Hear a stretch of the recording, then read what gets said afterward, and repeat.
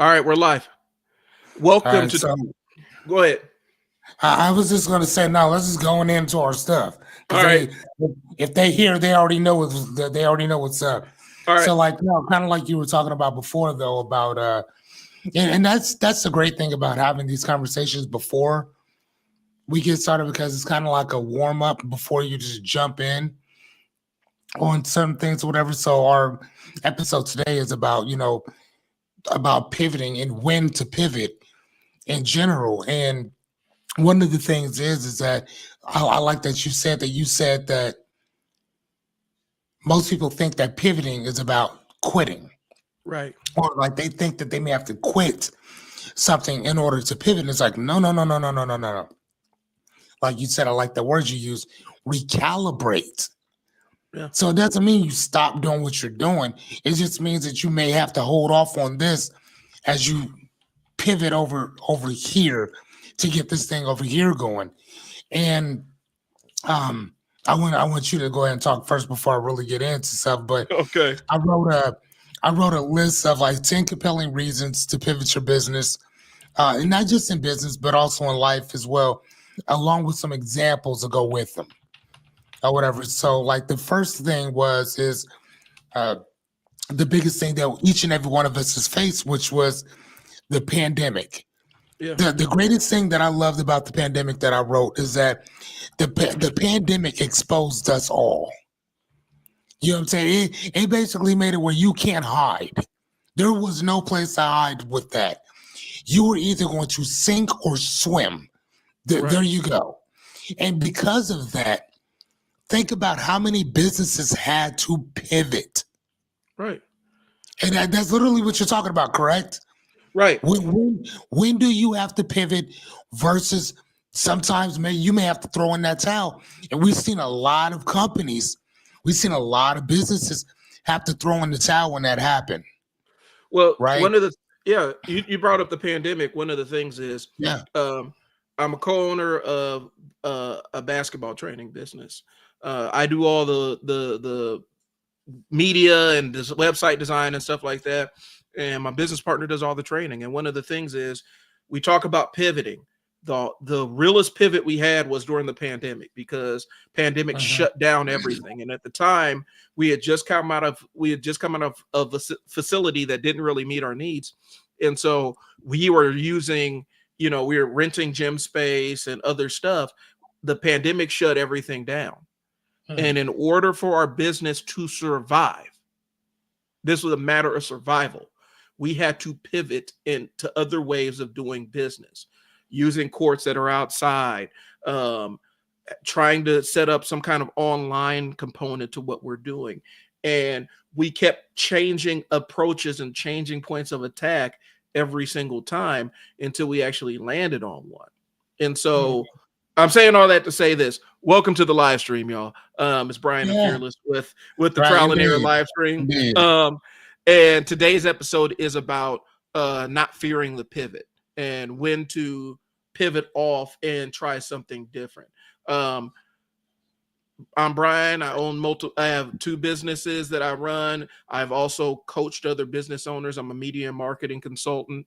Uh, Fearless, go ahead and A lay life your coach, resume out. Yep. life coach and philosopher, also business owner as well.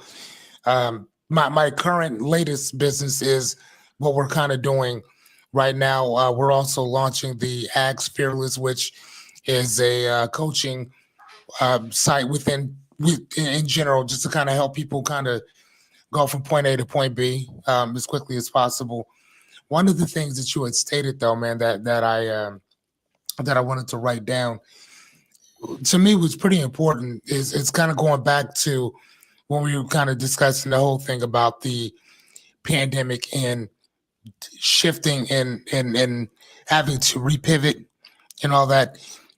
Is that with a lot of like dining restaurants Mm-hmm. or whatever, if you really think about it, before COVID hit, most of these places were not delivering Right. anything. If you wanted to eat something, you had to you had to go there or send somebody to go get that for you. And so there was no paid subscription. There was no paid anybody going to go pick up anything for you. But if you remember, after the pandemic hit, everybody signed up for DoorDash and Grubhub. And here's the thing, whether those businesses signed up for it or not was irrelevant. Grubhub and DoorDash and all those other companies signed those businesses up. I remember watching something on, I think it was Netflix, about how a lot of those businesses got started, and they caught a lot of flack. Yep. Because you would have a mom and pop shop that did not subscribe to their business whatsoever, and they were getting all these nasty Yelp reviews and this, that, and the other. But unfortunately, though, what about the ones that didn't sign you up, but then they were getting really good reviews too, which also put a lot of these businesses on the map. Right. Because of that, because you had to pivot. So again, we're not saying don't cook. We're not saying that you can't have this brick and mortar business. What we're saying is pivoting means that we're going to take what we're already doing and we're going to expand it. And Right. the one thing that I would actually take out of our, I guess we don't need to take it out, but I want to explain, is the podcast, the episode is called Don't Fear the Pivot. And here's the thing. Sometimes that shit's going to be scary. Yeah. So I'm not going to tell you don't fear it. I wouldn't tell you that. I would tell you to pivot with caution, but sometimes you still just need to pivot, period. Or whatever. And is it going to be scary? Yes. Because you're doing something that you didn't do before.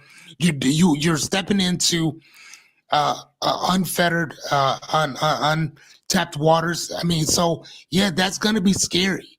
You know what I'm saying? So I don't want to tell people not to fear that. Be scared about it. Just do the shit anyway. And again, if you don't have to throw your whole entire business into it, don't. You know, if you can put your foot in there, if you could put a toe in there before you put your whole foot in, do that. But then there were some businesses that you either got those products out or you failed, plain and simple. So you had to jump all the way in, right? So Go ahead. So building off of what we were talking about with the pandemic and the restaurants, one of the things that started popping up were the use of ghost kitchens, and that was brought on more or less by the pandemic. So a lot of times a ghost kitchen is a kitchen that sets up either it might be set up in like an established franchise, or it may even be a standalone facility, and all they do is fulfill online orders. And so there's ghost kitchens that operate out of like I think it was Chili's it was Chili's at the time. Oh wow, okay. Where all they do is sell wings. And so they use Chili's to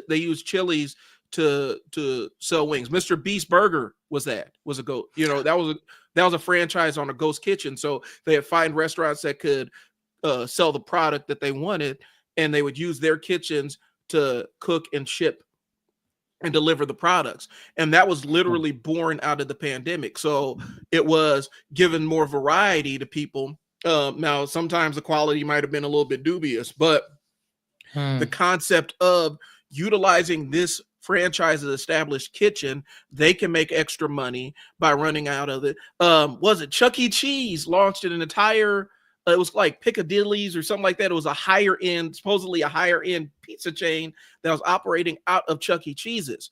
That was born out of a pivot from the pandemic because they had to shut down. And so they needed a way to actually deliver pizzas to people. And so they came up with an entire other brand that was a ghost kitchen, essentially. And they were selling a different brand out of their kitchen. And so I know in Omaha, there's, I don't know exactly where it is, but there's a ghost kitchen where they got like 20 different restaurants operating out of there, and they all ship.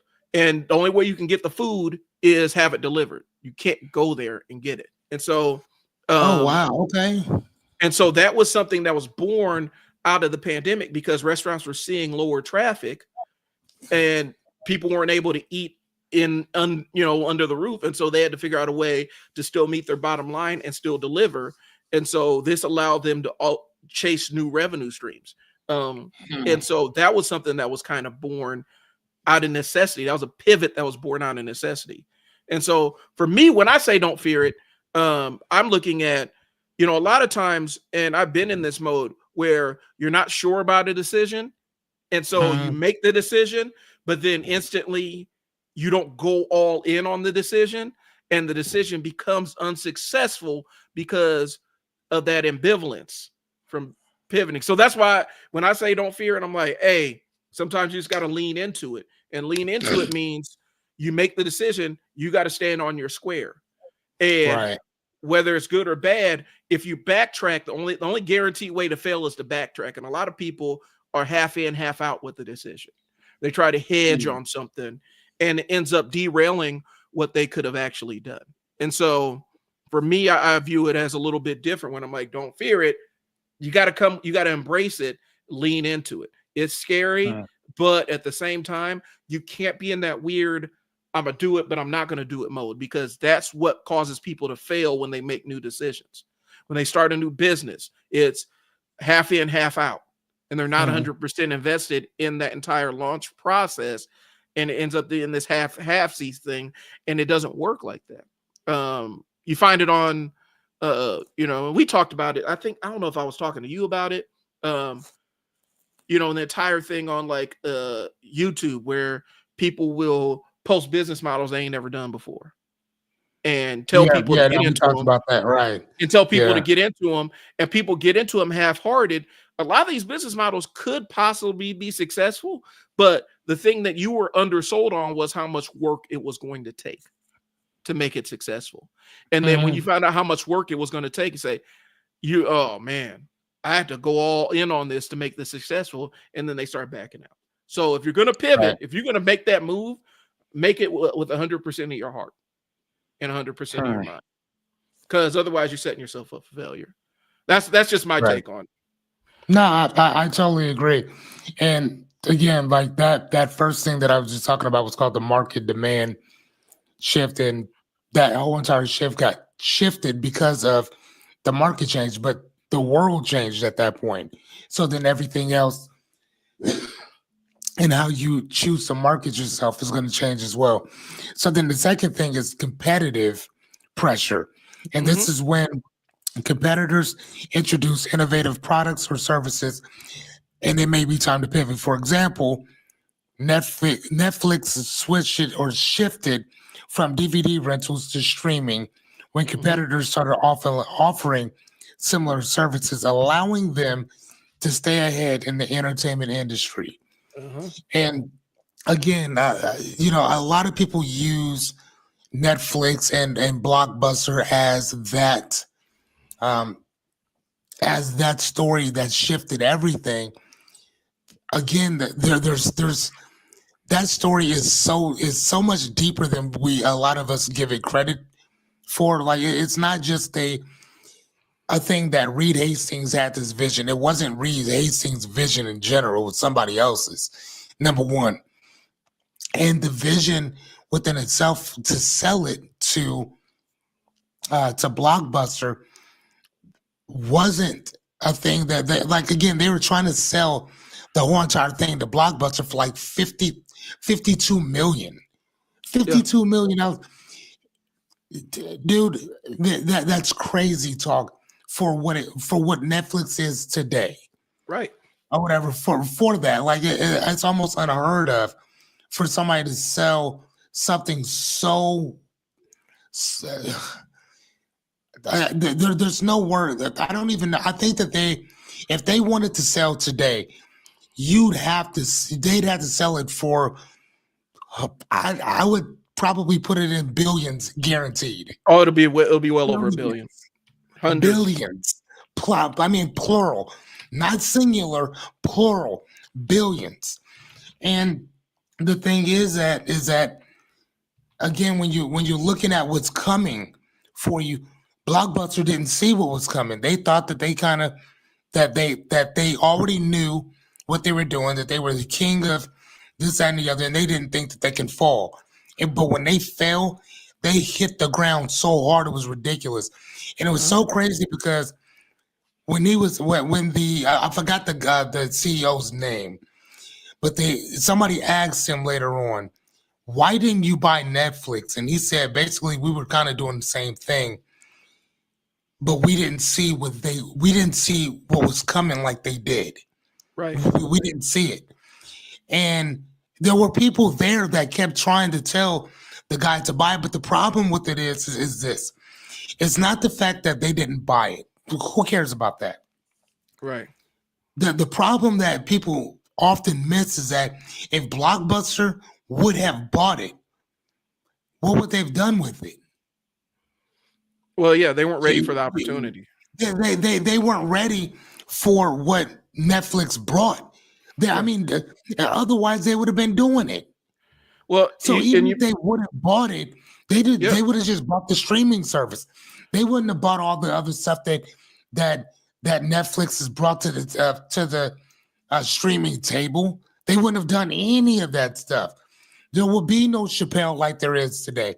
There would be no Cat. There would be none of these big, huge comedic icons like we have today, because that wasn't what Blockbuster was doing. So even if they did have the fortitude to buy it, Netflix would have probably shelved Netflix. That's what they would have done. Just like they did with all those rappers and singers and all that. You're really good, but we already got somebody out right now, so they'll shelve you. So they'd have spent that $52 billion or million, gave it to them, and then just buggered off. Well, Netflix's market capitalization is, this is what their value is. So they're 416 billion right now.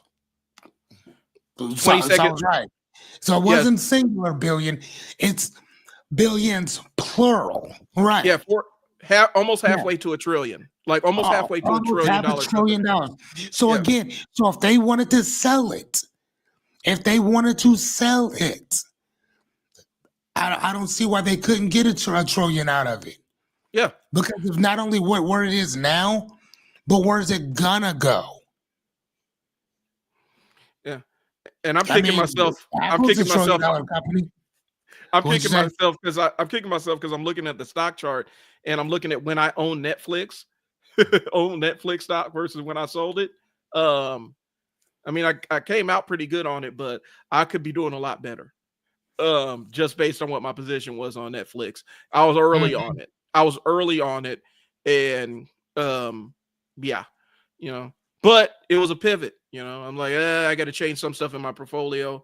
But yeah, I'm looking at Netflix, and that was the one that got away. You know what, man, I've always been taught and learned that if your objective is if you have to keep looking at the market, then you shouldn't have any money in there. You know what I'm saying? If you have to keep looking at what your money is doing, then don't put it in. It is only if and when you could put it in and just leave it alone.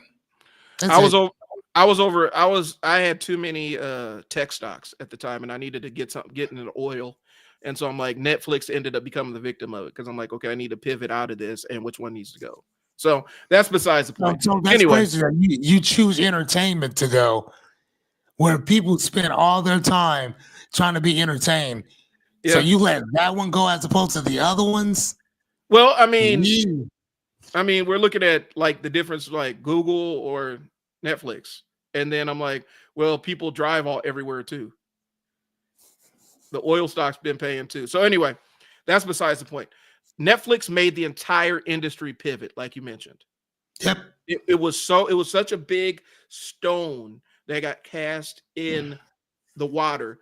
The ripples filtered to every industry that's related or adjacent to entertainment, plus other tech, where internet services, the way that we consume it, like TVs and stuff had to pivot to allow us to watch stuff on Netflix. It created all these ripples. It also made a ripple in the filmmaking industry, because they're one of the biggest production houses now. And so, and I'm talking about where one of the things I always mention is sometimes when we cast stones on the side of a lake, it's the image of casting a stone. We don't know where those ripples go and where they intersect. So we're not always sure of the impacts that we're having. Netflix cast a meteorite into the lake, and it created ripples. One thing you don't think about, one industry that had to pivot to accommodate Netflix was the digital camera industry and the video camera industry. They had to create Netflix approved cameras because Netflix at the time had cameras that had a list of cameras. Now you could kind of, there is a specific set of specifications, but it used to be you had specific cameras that were approved to use on Netflix if you're a smaller filmmaker. And so the camera industry had to pivot to accommodate that and start making more camera sensors that had the features that Netflix was asking for their content.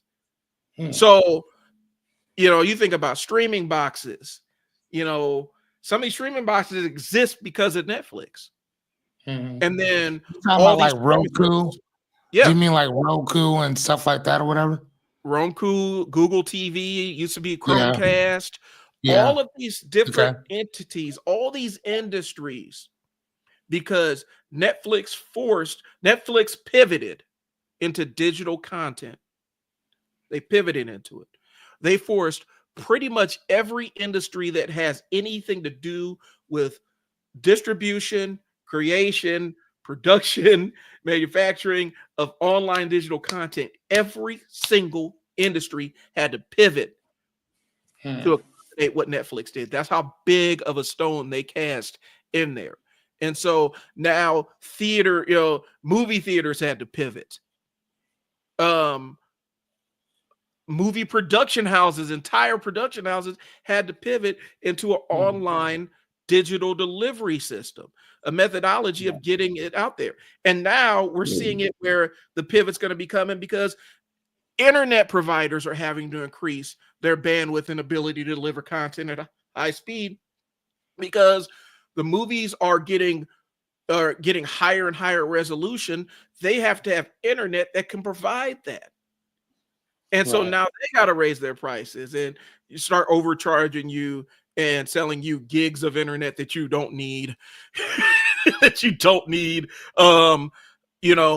You don't really need as much internet as you're paying for, but that's another aside. But they can offer higher tiers of the service because of that.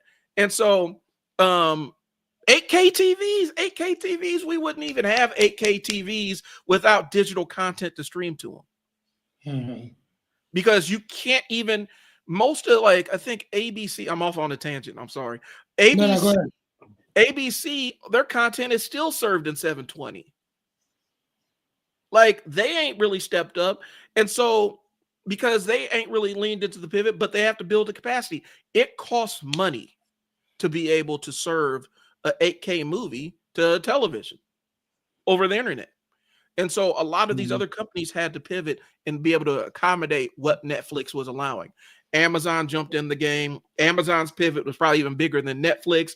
And they're the only company that outflanked them because all these streaming companies use Amazon web services. All of them. They all use what? I'm sorry. Say that they have to use Amazon to serve their content. So Hulu, Netflix, a lot of these other places, a lot of these places where they stream content from, they have to use Amazon services to host and distribute the content, to serve them the content. Yeah. So Amazon gets paid off of their competitors, but they pivoted and created a lane so that they can get paid off of serving video content for their competitors.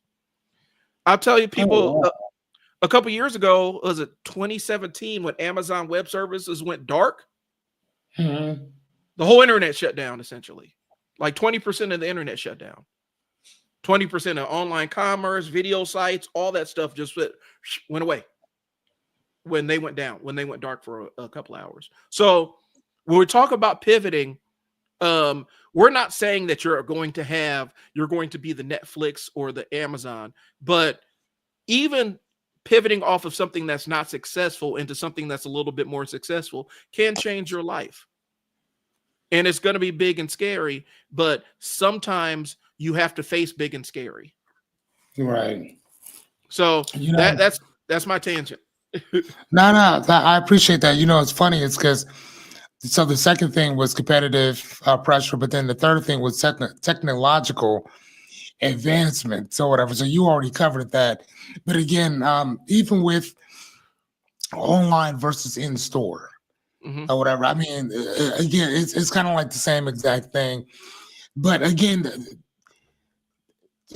online, I think that if you go in stores to buy certain things, I don't know about you, me personally, I like to go in and try stuff on. Yeah. That's just me. Um, Shoe wise or whatever, even with certain shoes, you may have to actually go in and try them on because I love Nike, so I might buy a shoe from Nike, and that shoe, because of the certain design and they have something inside of it, I got wide feet, so now I got to send that shoe back because I can't wear it. You know what I mean? Oh yeah, they So, run but small. right, so if I were to walk in and go grab something or whatever, I could have figured that out right then and there, saved me an extra $140 some. And the only thing it's going to cost me is a couple minutes and charge, whatever, right? Right. So I get that. So we can move on to the next thing, which is customer feedback. Listening to the customers can reveal insights that necessitate a pivot. A software company that Yep. receives feedback about its user interface may pivot, redesign the product or whatever. So that's kind of going into, like we talked about before, asking. Right. Asking before you start a business. I think it's best to ask the audience if they'd even buy it. Right. There's a book called Ask. Hold on. I actually grabbed. It's by a guy named Ryan um, Levesque. It's Hmm. Levesque. Levesque. Ryan. Levesque. Yeah. Yeah, I can never pronounce that guy's name. But the book was really good though. So the counterintuitive online method to discover exactly what your customers want to buy, create a mass raving fans, and take any business to the next level. And Hmm. it's all about literally just asking people what they want. Yeah, what do you want? What do you not want? How much would you pay for this? Right. And again, it doesn't always mean that it's kind of funny, but it doesn't always mean that the customer's always right because you might actually still be on something. Hmm. But at the same time, though, ask them. Like Right. you'll never know unless you ask. And that's one of the things that you and I had talked about before. Even with this, would anybody be interested in listening? Would anybody be interested in figuring out how to pivot from trial and error, or to pivot to trial and error? Um, what is it that we're talking about that would have a person even listen in the first place? We were just talking about before we went live. We have the title of our show, but what's the subtitle, which is, life, business, and the pursuit of happiness. So those are different things that we're all kind of trial and erroring in general, right? Right. So, but asking and knowing what it is that you want you before you make that proverbial leap is kind of what we're kind of talking about. You know what I mean? So I think that customer feedback is massively important, especially when it's necessary to pivot from what you're doing to where you're trying to end up going. Right. You know? I know you mentioned a couple of different things I want to hit. So Ryan Levesque sounds like he might be a student of Dan Kennedy, where it's kind of the direct response marketing, where it's really based on soliciting customer feedback and getting your ideal client to raise their hand and identify so that you can market to them. Yeah, I have no idea. I've read Dan Kennedy stuff uh, multiple times, and again, kind of going back to what we just said, it's one thing to read this stuff, and it's something totally different to do it. Yeah. And We can read this stuff all day long, but here's the thing: you and I have read and read and read and read all these books, but if if you don't have much to show for what you've actually been reading, you know what I'm saying? And unfortunately, there's a book called The Culture Code that is so important for people to understand. In in our culture, the culture code is based on proof, Mhm. right? It's not based on what you're telling people. It's Right. based on what you're showing people, right? So, So, so go ahead. quick question: do you have a George Foreman grill? I do. No, I do not. No. Have you No. ever had one? Yes. Okay. Dan Kennedy stuff worked on you. That's what direct response. Well, that's what I was going into. Direct response marketing is Mhm. what we know as infomercials. Oh, okay. So he kind of pioneered the concept, was Proactive, Jenny Craig, a lot of other stuff.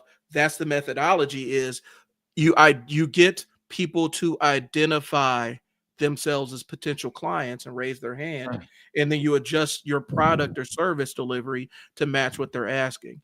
And so Mhm. when I talk about it, that's the real life application. It is Mm. basically the way that we are marketed to, marketed to in a modern concept. I know I've seen, what was it? The Retire Smart dude. He actually has an infomercial that runs. He's a local cat. He has an infomercial that runs on a local stations on Sunday mornings. That is all is inbound. He gets his clients to identify themselves as people that need services, need somebody to look at their books so that they can retire on time. And they call him, they identify themselves. So he's already dealing with interested clients. And so that's the larger concept. That's the larger What is play. it? They pre-qualified themselves. That's exactly what Dan Kennedy calls it. He's Right. pre-qualified.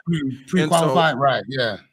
And so, yeah, that's and I'm with you on that, because I've read a lot of business and marketing books and stuff, and a lot of them are really high-minded. They don't really focus on the application side of it, and they don't really allow for any flexibility, so somebody can pivot and adjust and lean into it. They require like a specific, all the planets have to be aligned for this thing to work. And more times than not, for your business owner that's starting out, that's not how things are going to work for you. You have to get out there and identify your market before you even launch the product or service. And so, and then you have to tailor your market, because it's the second piece I want to go into. You mentioned customers offers right, but then sometimes it's not. And the concept that buyers can be liars. And sometimes the customer's words and actions are not in alignment, but the signal that they're giving you tells you the truth about it, about what they want and what their actions are telling you. And so I've experienced that as a business owner, where customers say, well, we want this, we want this, we want this. And then you provide it and they don't really want it. They just didn't want what they were being offered at the time. And so the signal was, we're about to churn them regardless of what we do. So we need to go back and figure out how we can make that offering a little bit more sticky. So that's the actionable side of it. But buyers can be liars. I know one thing I read was, and this is a Kennedy thing, if you can double your price and lose half of your customers, why haven't you doubled your price yet? Okay, hold on. Say that one more time. If you can what? If you could double your price and lose less than half of your customers, why haven't you doubled your price yet? Okay. And I actually applied that one with the basketball training business. It wasn't a complete double, but we weren't making enough to even cover our basic overhead stuff. And I'm like, I got to raise these prices. We raised the prices and actually got more customers with at the higher price point than we were getting at the lower price. Well, yeah. But again, excuse me. I think that you and I have talked about the same thing with your coaching. With your coaching in general. Yeah. I'm like, bro, like, no. Your stuff is way too good to be charging just that little bit there. Like, no, beef that price up and find one person as opposed to finding 4 or 5 people for that one price. Like, that's crazy. Yeah, I Just, undervalue my coaching. That's what it was. just charge this up here. Matter of fact, don't even go below that ceiling. Just stay there. I mean, like something that I did recently to this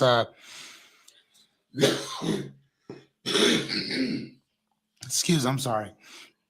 Something that I did recently to this young man that goes to karate with my son. Actually, I think he just graduated. Mm-hmm. But he's like 11. No, I think he's 12 years old. He's already an author.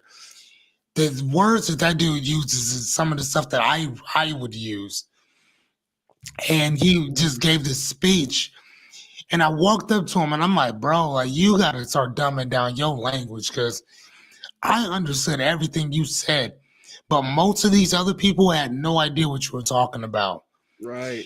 And his dad said, man, I told him the same thing, but his mom said no. She said no. If they're not where you are, that's not on you, that's on them. Have them bring themselves up to get to where you are. And I got that too, and I understood both sides, but I also think that you have to know who your crowd is in general.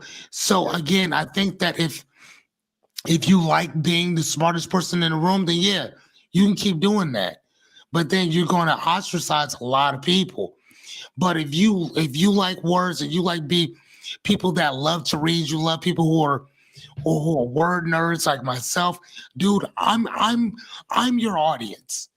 Right. And so you're basically talking to me, and that makes me not only step my game up, but it's going to make you step your game up, because when I talk to you, I'm going to bring them beautiful words, right? So again, it's just, that's the thing. So I think that you need to know, like you said before, who and what your audience is, but who are you talking to? Who are you selling it to?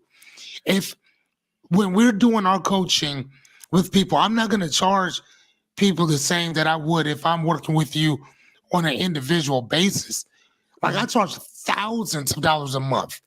You're not going to get me for $250 a month. Are you serious? Man, you got life fucked up.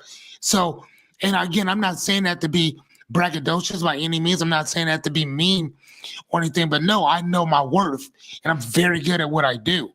And we ain't gonna be our coaching ain't gonna be years down the road, because at that point, you're just paying me to be your friend. And if that's the case, I can write you out a contract for that too. I have absolutely no problem with that. But like I tell people, between this time and this time, this is how much I charge. Between this time and this time, I'm going to charge you double. Because anything that interferes with my book time and my child time, you're going to pay for that. And oh my sweet Jesus, you're going to pay for that. So, and again, I know who I'm talking to. I know my crowd. So for those of us who are on that accountability kick, who are on that successful kick, for those of us who stay at making $20,000 plus per month, you know who I'm talking to. But if you don't make nowhere near that, then I ain't talking to you. You know, I had a lady tell me once, dude, she told me, she said, there's not a lot of money in coaching in a certain part of Omaha. I'm not even going to say which one. She said, there's just not a lot of money in that type of coaching over there. I said, wow, I'm sorry to hear that. She said, how much do you charge? And I told her. She said, no one's going to buy that. I said, no, you wouldn't buy that. Yeah. No, you wouldn't buy that. I mean, you can't tell. I mean, you trying to pocket watch on a whole entire community that you have no idea about. Yeah. Like, there's this company called Info. I don't know if they're even still around. I think they're called something else, but they were called like Info. What's it like? Remember that it was in Papillion, and they're like Info 411 or something like that. Something like that. You I know what you're talking about. Yeah. Okay, so they were in Papillion for a while, And then I think they moved off somewhere else and they started doing other stuff. But basically what they do is that they are a research and development firm, and all they do is collect information. So if you're a salesman and you want to know who locally would buy this, that, and the other, you call them, you pay whatever it is, and they'll give you an itemized sheet of all these zip codes and all these area codes in the area that will pay for that. Do you know that we have several different zip codes in the Omaha area, right? Uh-huh. Do you know who pays for more coaching, consulting, personal development courses, business courses? Do you know which area code? No, excuse me. Which zip code pays for more than that than anybody else?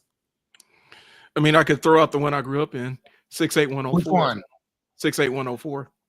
68111. Right next door. Right next door, deep north. Yeah. Deep north. So North Omaha pays for more coaching. They pay for more consultation. They pay for more business courses. They pay for all that stuff more so than everybody else does. But yet instead they never get recognized for that. You know what I'm saying? So Right. if I'm a life coach, why would I not market my stuff to that particular zip code? Right. Why would I market it somewhere else if y'all don't mess with me like that?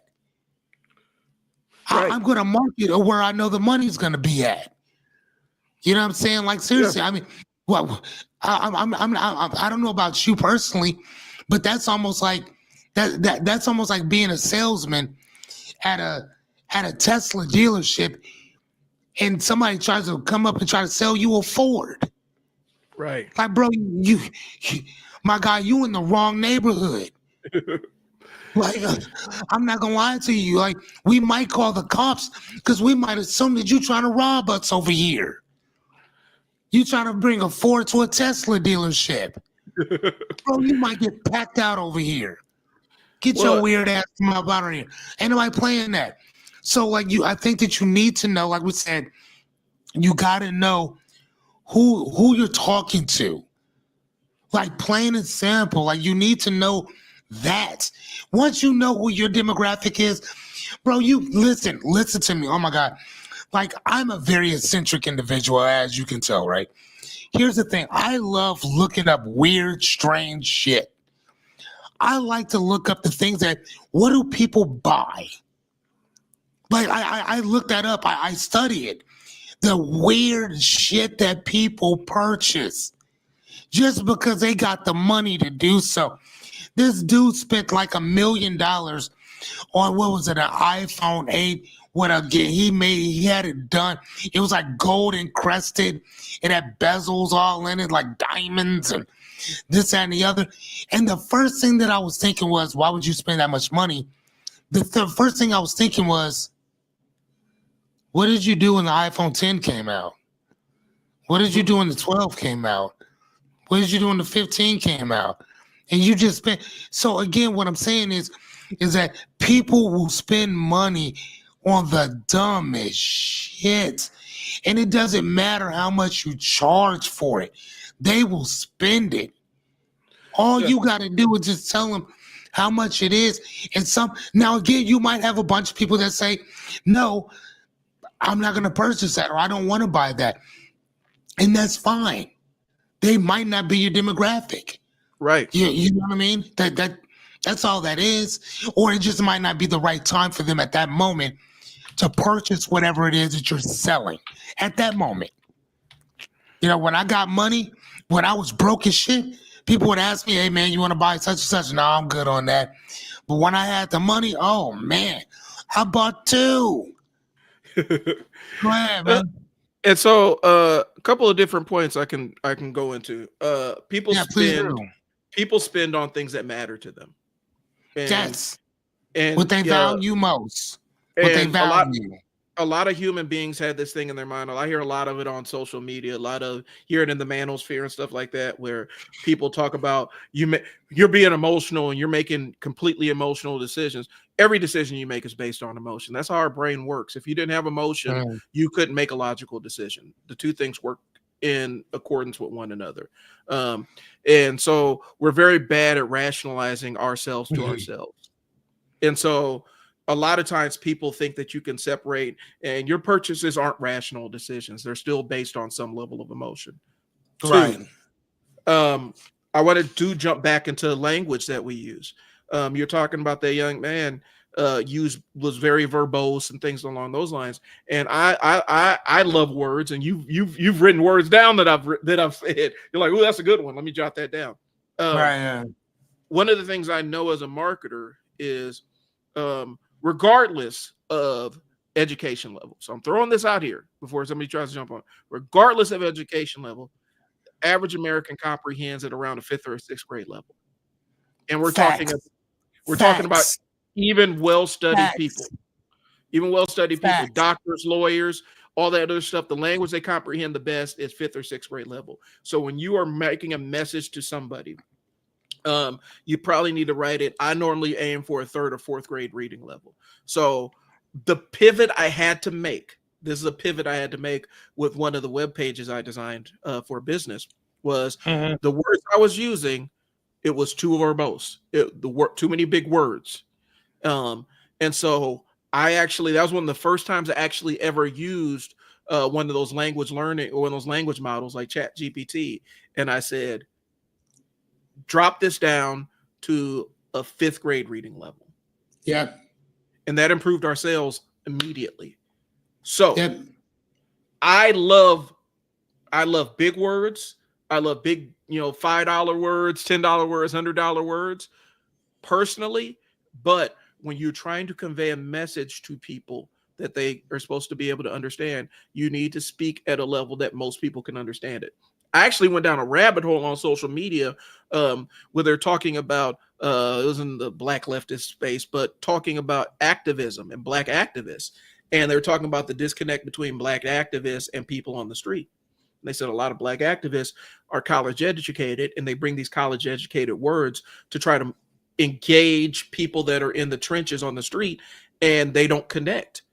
And then they get mad and frustrated because they can't rally people to their side because they're bringing all their academic words, and they're more in love with the use of those academic words than they are making those words meaningful for the people that they're trying to inspire.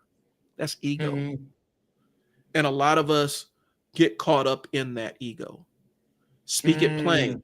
When I was a caseworker, I told parents, I did case management, and my personal goal was I need to get these parents out of court services as quickly as possible if they need to go. If there's no need for the supervision, I want it over and done with. There's no reason for the court to continue to put itself into these families' lives. And so one of the things I would tell parents is this. I said, and I told the kids this too, but the parents specifically, I said, when you go into that court, the thing they're going to do is they're going to throw all those legal words at you. And it's in Greek. They throw a bunch of Greek and Latin words at you. Yeah. And I said, they go to school for 8 years to learn how to use these words. You have a right and obligation to your kid and your family to make sure that you understand what they're saying to you. So if you do not comprehend what they're saying to you, you need to ask the judge to put it in regular layman's terms so that you can understand. Because what they do is they start throwing that Latin and Greek on you, and then they get you into that nodding, and then you done agreed to something, you done agreed to services or cop to something that you had no business doing. And there are very few public defenders. I know the good public defenders. There are very few that are invested in that level where they're going to keep you from talking yourself into a bad situation. Sometimes they only get your docket right before you walk into court. And so you have to demand that you have to be able to understand everything that they're saying to you and explain it in layman's terms. And I would tell parents that. Don't sit up there and start nodding and agreeing and just going along with, they start throwing out some Latin stuff that ain't been said in 500 years, and you sitting there nodding, that will get you caught up faster than anything else. And so it's your obligation to make them speak their plan. And a lot of people think that they're, flexing these $1 million words. And a lot of times, some of the dumbest people have the biggest vocabularies. So I mean, well, no, they have to. A lot of frauds have to keep a large vernacular because you gotta be able to speak. You have to try to be able to speak over people. When you speak over them, then they will assume that you have that. One of the first things that I tell people off top when they meet me or start working with me, and it's so crazy because I don't understand why they associated with it, but they ask me how many degrees do I have? And I'm like, I don't have any. And they're surprised when I tell them, like, no, I'm more of an autodidact. And basically, and I explain everything because I know the word, but I want to make sure you know it too. Because whatever I know, I want to make sure I give it to people. And that's what brings them up, because my objective is to bring you up. It's not to keep you down, it's to bring you up. So if I know something, you about to know it, right? So even if you're not that smart, I will break it down for you to understand that. That's one of the things that Vince Lombardi said that made him one of the greatest coaches, period, is that he said, even the slowest amongst you, break it down so they get it too. Mm-hmm. What's the sense of everybody else knowing it if they don't? Especially if they're your team member. So anybody I come in contact with, I want to make sure that you understand that word too. So there was a lot of these words are broken, or they're created to break you down, right, or whatever. So when you're speaking to a person, I like to. Man, there was a certain word. What was it? God darn it!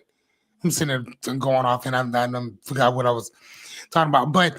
I remember reading this book called Dumbing Down America, and it was written by this teacher, and I think I talked about it before, and that's the guy who said that that technically reading, writing, and arithmetic, to learn those three things, it only takes 100 hours each. But even if you are not the smartest, and let's say it takes you 500 hours to learn reading, writing, and arithmetic, in order to become proficient at it, these kids still don't need to be in school for no 7 hours, 35 hours a week, but whatever, that's neither here nor there. But there's certain words that we use consistently to keep people down. And the fact that reading isn't really one of those things that people like to do anymore, it's going to keep you at this disadvantage. Yeah. Right. And one of the things that I teach my son, I said, son, you always got to keep your hand up. And I know we talked about this last time, but like you just said, stop agreeing to shit that you don't know what you're agreeing to. If that doesn't make you smart, that makes you stupid. By not asking, and I tell my son, I don't care about what grades you get. I care about the fact that you didn't ask for help. That's what I care about. Like, I don't care about them grades. Bro, listen, if I go to buy a car, if I go to buy a house, and I need to take out a loan to go do so, the bank has never asked me, never once, how were your grades when you were in school? What is the furthest you went in college? They don't ask you none of that. They look at your FICO number, sir. Yeah. That's what they look at. They don't care about no excuses. They don't care about none of that stuff. They only want to see those three numbers. That's all they care about. Once they see that first number, it's going to tell. They really don't even care about the other ones. They just need to see that first one. And if that first number is a 6, you better hope there's a 9 right after that one. Because if there is not, you're going to have way more problems in understanding somebody's lexicon or where somebody is financially or being astute or whether they were astute or not. So, but a lot of these things is to dumb you down. And when you don't know certain things, they take advantage of that. You know what I mean? And that's sad. It's sad that we live in a country where everything is supposed to be, the land of the free, home of the brave, this, that, and the other. But unfortunately, not too many of us are bright to ask any questions, or are we? Yeah. And here's the other thing. One of the things you just talked about, you have the right to remain silent, regardless of whether you're being arrested or not. Yeah. You have that right, no matter whether there's a cop around you or not. You do not have to speak. The Fifth Amendment is the Fifth Amendment, whether there's a police officer in front of you or not. You Right. do not have to say anything. You can always take the Fifth because that is I would like to say God-given right, but that is not a God-given right. That is a man-created right that you have. Right? I mean, here in America. Now, other places, I can't say the same thing. But here, that's how we work. But I love how you said that, though, because it was so important that those words that they use, they are loquacious because they choose to be. They are verbose because they choose to be. And these same exact individuals, a lot of them are literally just fraudulent. They're frauds. So I'll throw this out there. Mountebanks. We're sitting there. That's another one for you. We're sitting there. Back to the court thing, and then we gotta pivot into talking about the pivot. Pivot. But in the juvenile court, we're sitting there. I'm sitting there with the client, and now these, we're sitting next to these lawyers. Now these are supposed to be learned people, so it's the public defender and the county attorney. Learned people, book smart people, advanced education, blah blah blah. Present nice, look great, look great in their suits and everything. These two are sitting there, they're gossiping about which lawyer is screwing around with this lawyer and cheating on his wife and blah blah blah. Me and the mom are just sitting there, like, and she's like, "Are we supposed to be here for this?" I'm like, "We're still waiting for court to start. Like, where else are we gonna go?" But she got a glimpse, and I used that afterwards. I said, "You see, it's like you got them up on this pedestal, and they are just as petty and as silly as anybody else that you know." I said the only thing they have are the education to do what they do. And I'm not knocking that. I'm not discounting the work they put in to get to where they are. But don't just automatically put them on this pedestal because they have this specific status. We're sitting there listening to them do idle, Jerry Springer level, Wendy Williams level gossip about nothing, about two of their employees that are screwing around with each other. It was the most ridiculous thing and one of the most unprofessional things I've ever seen in my life. But it was eye-opening for the mom that was sitting next to me, because she's like, "Oh my God, I didn't know it was like this." Yeah, this is what it is. And so that's where I learned not to, when I walked in those courtrooms, not to be intimidated by any lawyer, not to be intimidated by any judge or officer of the court. I've challenged judges that a lot of my coworkers were like, "Oh my God, you need to watch out for her." Well, she was wrong. And so I'm going to set the record right on this one. And because of doing that, I actually earned her respect, because I didn't let her go off on a wrong narrative and make a judgment that could ruin this family's life. So that's besides the point. So real quick before we move on, there's two things. I think that basically what you're saying is that regardless of who you are, where you are, what your so-called status is in life, it does not excuse you from the gene pool of the human experience. Right. You're still a part of this, regardless of how good you might think you are in the same exact species as Hitler was. So however you like to think about that is quite fine, but you're still in that guy's same gene pool in general, right? And the other thing too that was really big that you just said, I think that we're really gonna have to touch on this eventually, is status. Because of a person's position in life, because of the pedestal that we put people on, there's a certain status, there's a certain aura that goes along with that, right? There was this, I was just reading about this, oh my God, what was it? They were doing this research or some test, the sociology when they do those little tests or whatever. Yep. And they were testing status. And they were doing these mock interviews for people from Yale, Cambridge, Harvard, like a lot of the top Ivy League schools, right? Mm-hmm. And here's the fun thing. They were bringing the people that were interviewing them were people from other countries who've never heard of Yale, who've never heard of Harvard, who've never heard of all these other colleges. They have no idea who they are. So when they sat down with them and they started talking to them, the interviewee would say, yeah, I went to Harvard and this, that, and the other. And the interviewer would say, okay, well, what is that? And they would tell them like, yeah, I went to like this pretty big prestigious school. And they were like, oh, okay. And then they would just brush past it and start talking about other stuff. You know what that did to them? What? It shitted on their identity.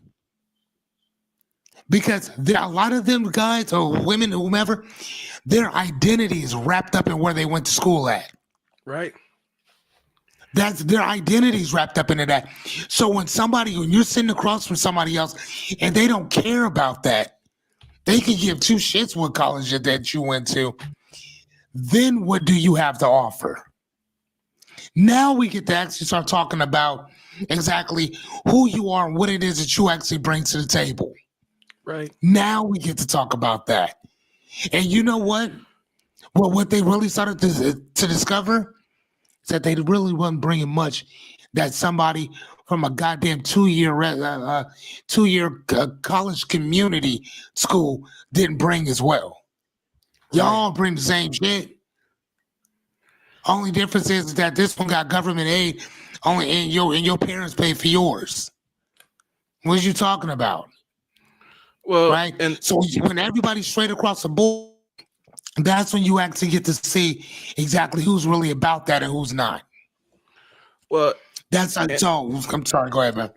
There's so many different types of intelligence, and a lot of times we only isolate specific types. That's why IQ tests are bullshit. Like that's why they've debunked the IQ test for decades as a because IQ test whether you are able to identify patterns and how quickly you're able to identify patterns. And pattern recognition is a sign of intelligence, but it's only one sign. And so IQ test isn't an end-all be-all number. And there are different types of intelligence. And so a lot of times the expression of intelligence is contextual. A kid can be a fantastic student in a fantastic student environment, but if you put them on an athletic field, they may not have the athletic intelligence to know where they're supposed to be and what they're supposed to be doing based on the context of what's happening on that field. And we see it a lot of time. And so just like somebody being a great doctor doesn't mean that they're automatically a fantastic lawyer.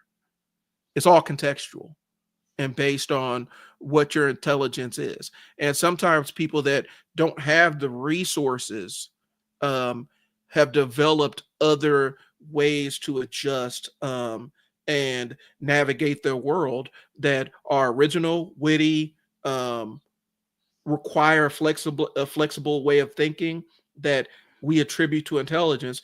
But because they aren't rich or they don't have the status behind them, we dismiss the intelligence that they're displaying. I say it all the time.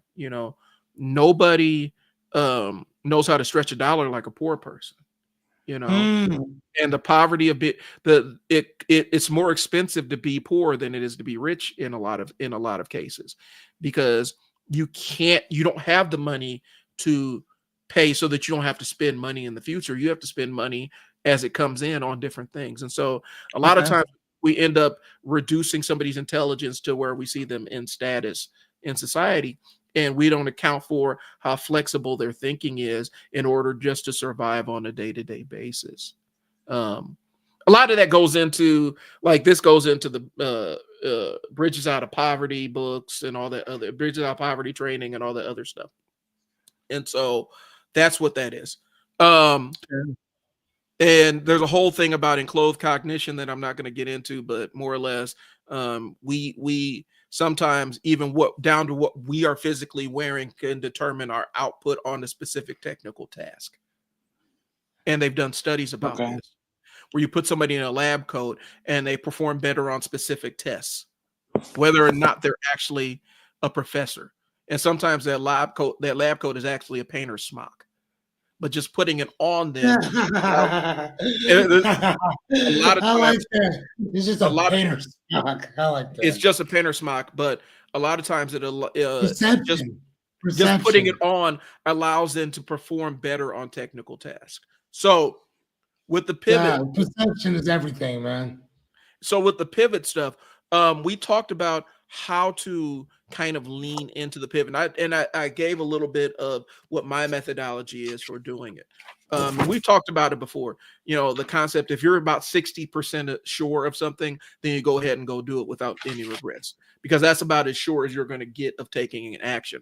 A lot of times we're fully aware that we need to make a change, but we're scared to make that change. And so from a business owning standpoint, you know, that's the scary part. Well, I'm not making enough money. Well, okay, well, you should raise your prices. Well, I'm not making enough money. I don't want to scare anybody off. Well, they're already not coming to you. What do you have to lose by pivoting into a higher price point? We've had that conversation, and it's ironic because I've already applied that in real life and gotten the results, but I didn't apply it to my personal shit. And so, oh yeah, I just want to say, you're welcome. Just you're welcome. So it's a matter of, you know, and my wife barking at me like, you're not valuing yourself enough, and you need to go out there and lean into what you actually know. Like, she's been a big lightning rod in terms of me going out and standing out on the precipice and starting businesses and engaging people and wanting to be a consultant, and always coming back and saying, you have to, you know, you need to see the value that you create because I see it in you. And there's a lot of, and this is where it crosses over. There's a lot of actual psychological garbage and stuff up here that I sift through on a day-to-day basis. And some of it comes from, you know, old school trauma. Some of it comes from, you know, the entire adoption thing. A lot of it, there's a lot of different things that come out. And so it's being cognizant of that. And so when I tell you don't fear the pivot, I'm speaking from experience, because I'm constantly riddled with anxiety about stuff. And understanding that sometimes that pivot is a matter of life and death, but you don't know that it's a matter of life and death yet. You don't know that you're on the path to your own ruin if you do not change the way that you are proceeding ahead in a business venture or in your personal life, because you're used to feeling the way you're feeling all the time. You don't realize what you're actually feeling and experience, or what you're actually feeling and experiencing is bad for you, or $100 world is deleterious for you. It's not benefiting you.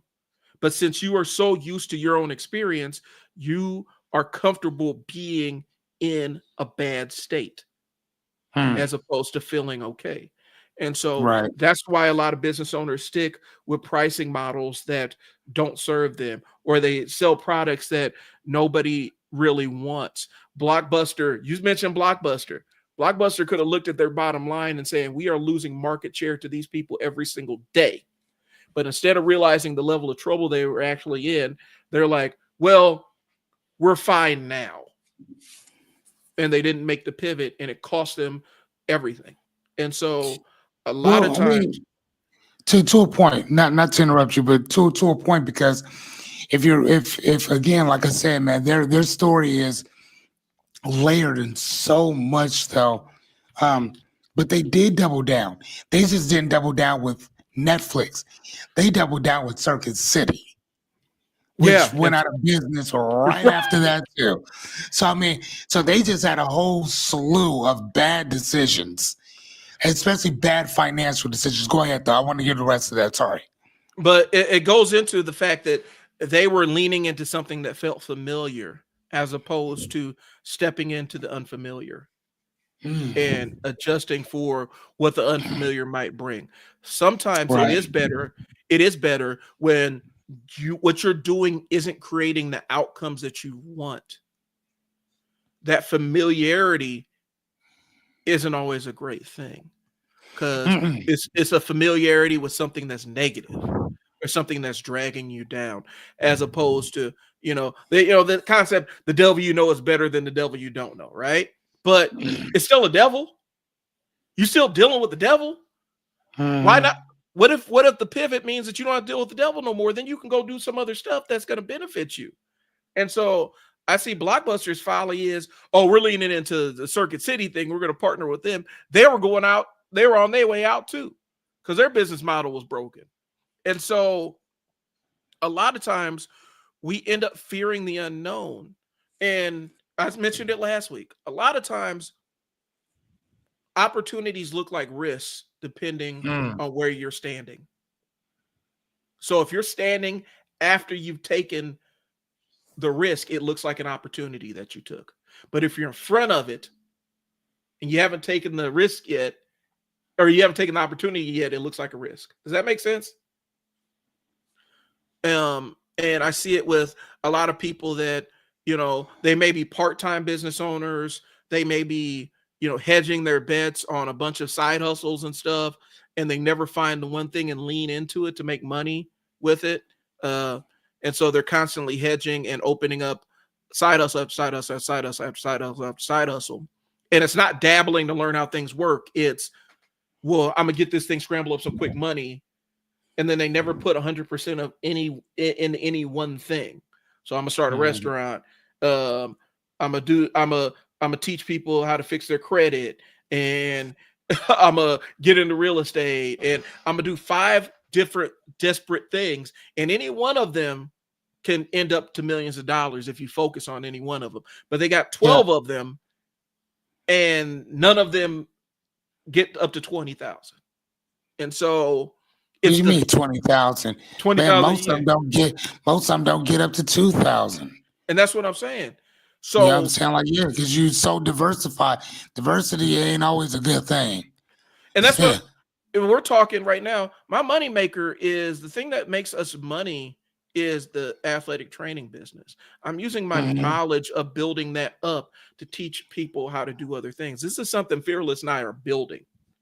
Fearless and I already have our main stuff that we're doing. We are learning how to do other things and trying to show other people how we did what we did. Mhm. That's the reality, and that's the difference. Because, and I said this last time, I gotta say this. The difference between what me and Fearless are doing versus what Mr. YouTuber that you saw, Mr. 22-year-old YouTuber that you saw telling you how to do a business, is we actually have skin in the game and experience doing this stuff.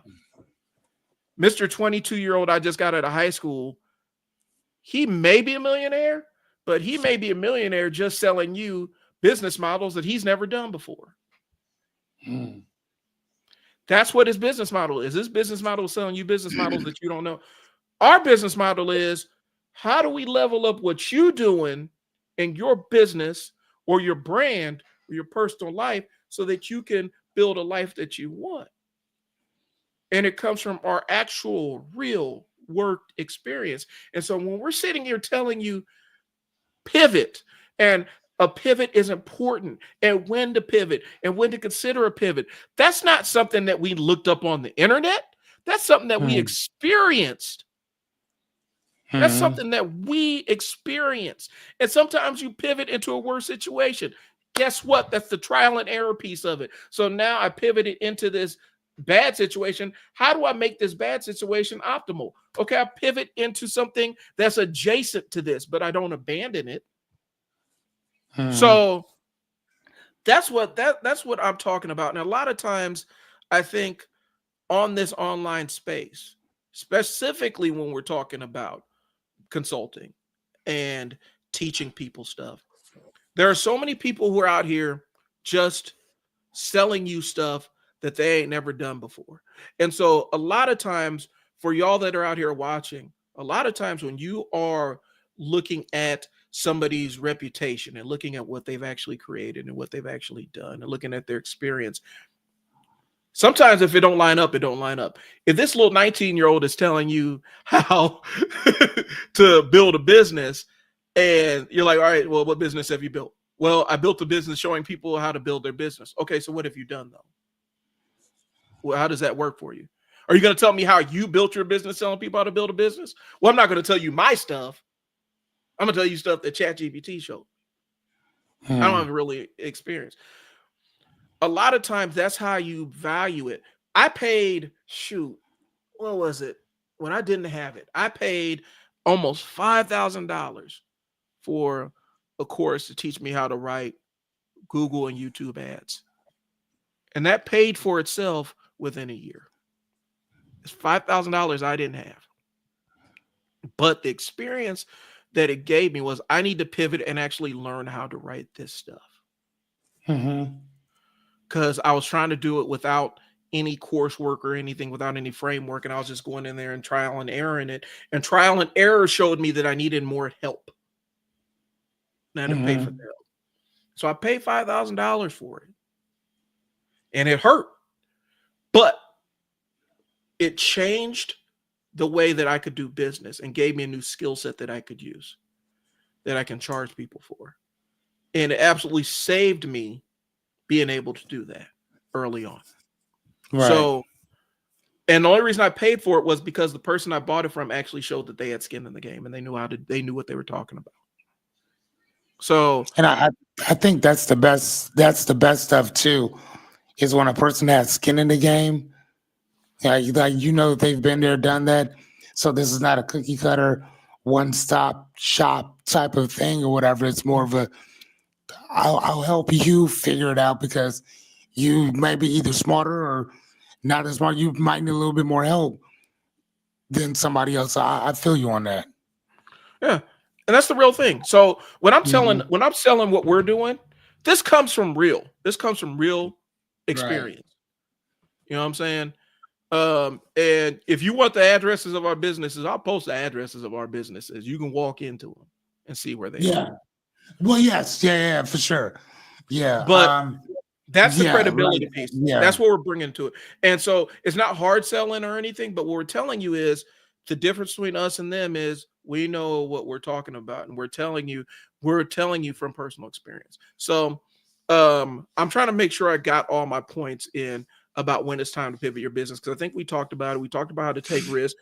The thing is, you haven't given up until you actually quit.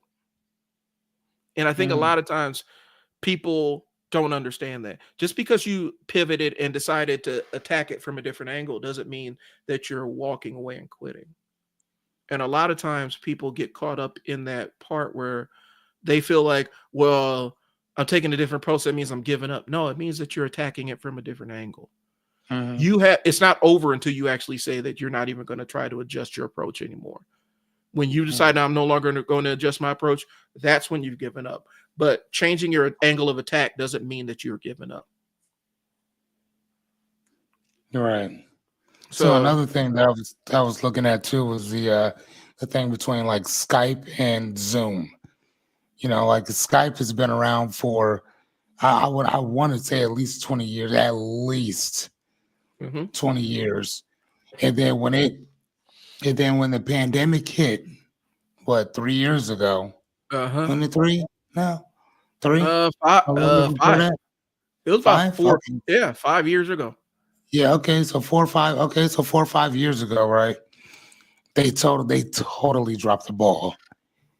And I mean, again, that right there, like Skype has always been, they've always been that thing that everybody knows. Yeah, just let's Skype me, right?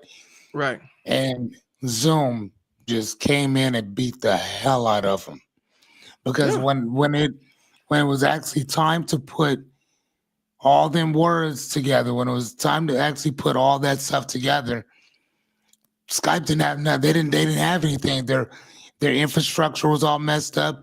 Their stuff kept dropping on people consistently. It's like, bro, you had 20 years to get this right. Right. 20 years. Zoom came and beat the shit out of you.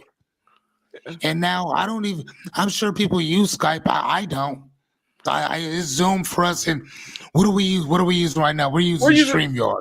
We're using StreamYard right now. Skype could have been. StreamYard. I mean, like we didn't even consider Skype.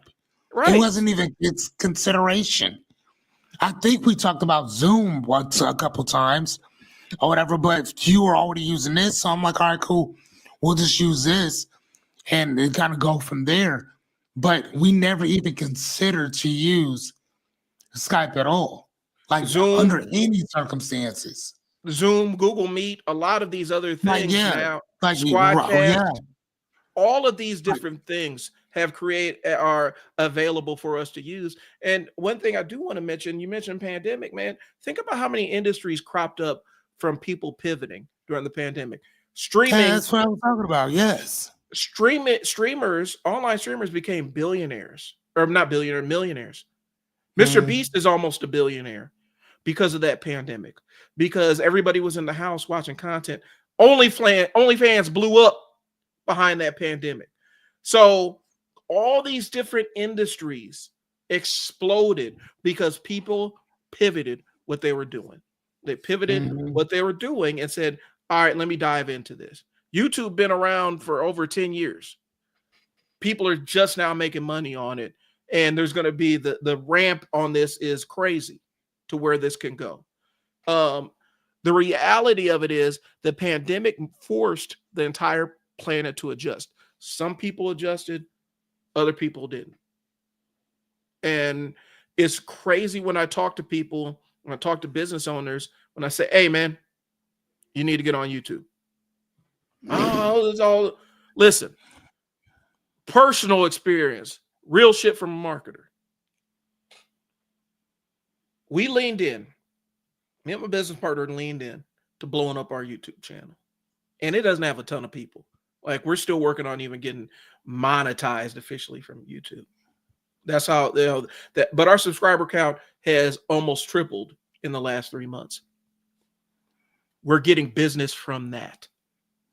People that are paying us hundreds of dollars a month because they saw our channel. They saw us on TikTok or YouTube or Instagram. Business owners are leaving money on the table with this because they're scared to pivot into what the new landscape is. Hey, Gary Vee. Keep going. Gary Vee been talking about this. You need to take advantage of this shit while it's free. While Facebook is free, while Instagram is free, while LinkedIn is free, while TikTok is free, while YouTube is free. Because this is the new media. This is the new way to reach clients. This is a new way to reach people, new way to build your brand. This is a new way to even build a community around your interests. You may not even want a personal brand. You may want to just sit around and talk about collecting Hot Wheel cars. There's a YouTube community out there where somebody's getting paid to talk about it right now. There's a YouTube community out there where somebody's getting paid to talk about Lego sets. A grown man's getting paid to talk about Lego sets. He's getting paid hundreds of thousands of dollars a year from ads and stuff. So this is the opportunity. And my point to that whole thing is literally to me is that if you want to leave money on the table, that's what's up. We'll come by and pick it up for you. Right. And that's the reason why, excuse me. That's the reason why I told you before, I think it was last week, I'm like, dude, I don't care if people listen or not. It don't bother me one iota. Because here's the thing, our objective is to consistently keep working with the people that want the help. Period. You either do or you don't. I mean, it doesn't bother me whatsoever. There's so many people who build businesses every single day. There's so many people who need coaching, mentorship, tribal type stuff every single day. And there's people who have money consistently. And there's people who are broke who will go figure it out just to pay for your services. So if you think for one iota that it would bother me that I shoot my shot and you knock my ball out, that don't bother me whatsoever. You'll Right. come back eventually, and then I'm gonna charge you double then for wasting my time. Right? And it's not even my experience. My experiences are my experiences. I love this. And the fun thing about what Brian and I do is that we would do this for free. It's just that we don't have to anymore. I mean, I want y'all to think about that. Like when Brian was talking about how everybody has all of these different side hustles, which is cool. Do that. Do you. But you're a master of none. But you can barely make it with the being a tradesman and all these other things or whatever. So for us, when you ask us what do we do, it's unequivocally, oh, this is what we do all day, every day. I am a life coach all day, every day. I'm a philosopher all day, every day. On my deathbed, when I was in jail for that stint, I was coaching. That's where I was. So that's what I'm going to do. Mhm. So again, you don't get in life what you want. You get in life who and what you are. Right. So if you're a piece of shit and you're stingy and you're this, that, and the other, whether you got money or not, that's exactly what you're going to be. If you're a man of principle, if you're a man of character, if you're a man of accountability, when you're broke, you're going to be the same type of dude when you got money. Right. Getting around people like us and not just us. One of the questions that I had to ask myself years ago was, in what situation would I want to, why would I want to hang out with me? Like, right. And I know, and I don't want to sound like I'm being, what's the word I'm looking for? I don't want to sound, Arrogant. hey, thank you, arrogant, pompous, being a pretentious prick. I'm not trying to sound like that. It's just, I'm just asking, why would I want to hang out with me? If I were somebody else, would I hang out with me? Mhm. Like, what is it about me that I would want to be, that I want to keep me around? You know, and I was sitting there thinking about that. And I'm like, dude, you know, number one, you make me laugh. And I'm talking to myself. I'm like, dude, I could be around me all the time. I don't mind being by myself. I love being alone, right? Mhm. I don't mind being around other people, but I love being alone. You know how there's some people, and I think we talked about this during the first episode, there's some people who gain their energy when they get out and they're around other people. They got to go to clubs, bars, parties, and this, that, and the other. And that's where they get their energy from. Yeah. Me, I get my energy when I'm by myself. When I got a cold glass of water, when I got some smooth jazz in the background, when I got a couple incense lightened up or some bath and body candles, and I'm reading a book. And I got my pen and pad, and I'm just sitting there writing. That is my that's my pleasure place. That's Right. where I like to go. So I'm saying again, like I'm going to reiterate it again. You don't get in life what you want. You get in life who and what you are. So whatever you are is what you're going to get. Right. However you are when you are by yourself, that is called integrity, because that is who you're going to be when you're around other people too. Right. And if you're a piece of shit and you don't like being around you, other people probably ain't going to like being around you neither. Exactly. That's all I'm saying. So But here's well, one more thing though. One more Go ahead. thing. Burnout and the loss of passion. Pivoting. Mhm. Going into that pivot thing. And I wrote here that if the original mission no longer excites the team, a pivot might rejuvenate the business. For example, a matter of fact, I'll use my own example. I told my business partner for my bookstore, 2000 the bookstore. I told him early on when we were writing out our business plan. I told him, I said, listen, by my calculations, we are not going to be able to sell the type of volume of books that we have or whatever and pay rent, utilities, and this, that, and the other, and still have money left over for this, that, and the other. I told him from the beginning, we have to be doing stuff for the community. Everything that we do has to be more community driven. They'll come in and they'll buy books, they'll buy coffee, this and the other, or we can just give that away for free. That's fine. But we have to do something that involves the community that brings in money. I don't care what it is, but it has to be something that involves them. Because like I said, books alone is only going to do so much. And you know who I got that from? I got that from when I interviewed other bookstores around the local area, and then I also called respectable book chains that I knew about. I talked to the owners, not just the CEOs, the owners, and I talked to them like we talked about before. Ask. So, you know what I'm saying? Customer feedback. Ask before you start something. So even before we started, I was going around talking to them, asking them, what would you guys suggest? And every single one of them said, if you got into this, if you think that selling books is going to make you $1 million, I'm telling you right now, it will not. It won't. You have, unless you have to get so many books from donation and this and the other.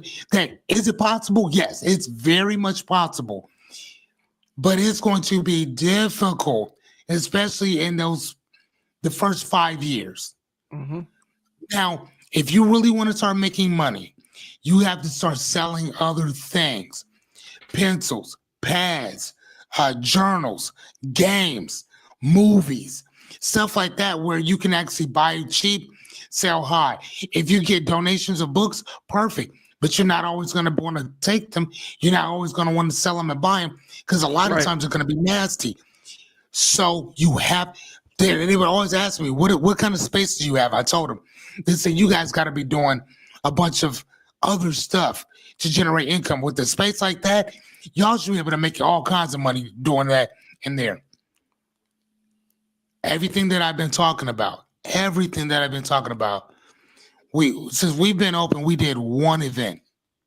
One event. And that event did pretty well. We did one.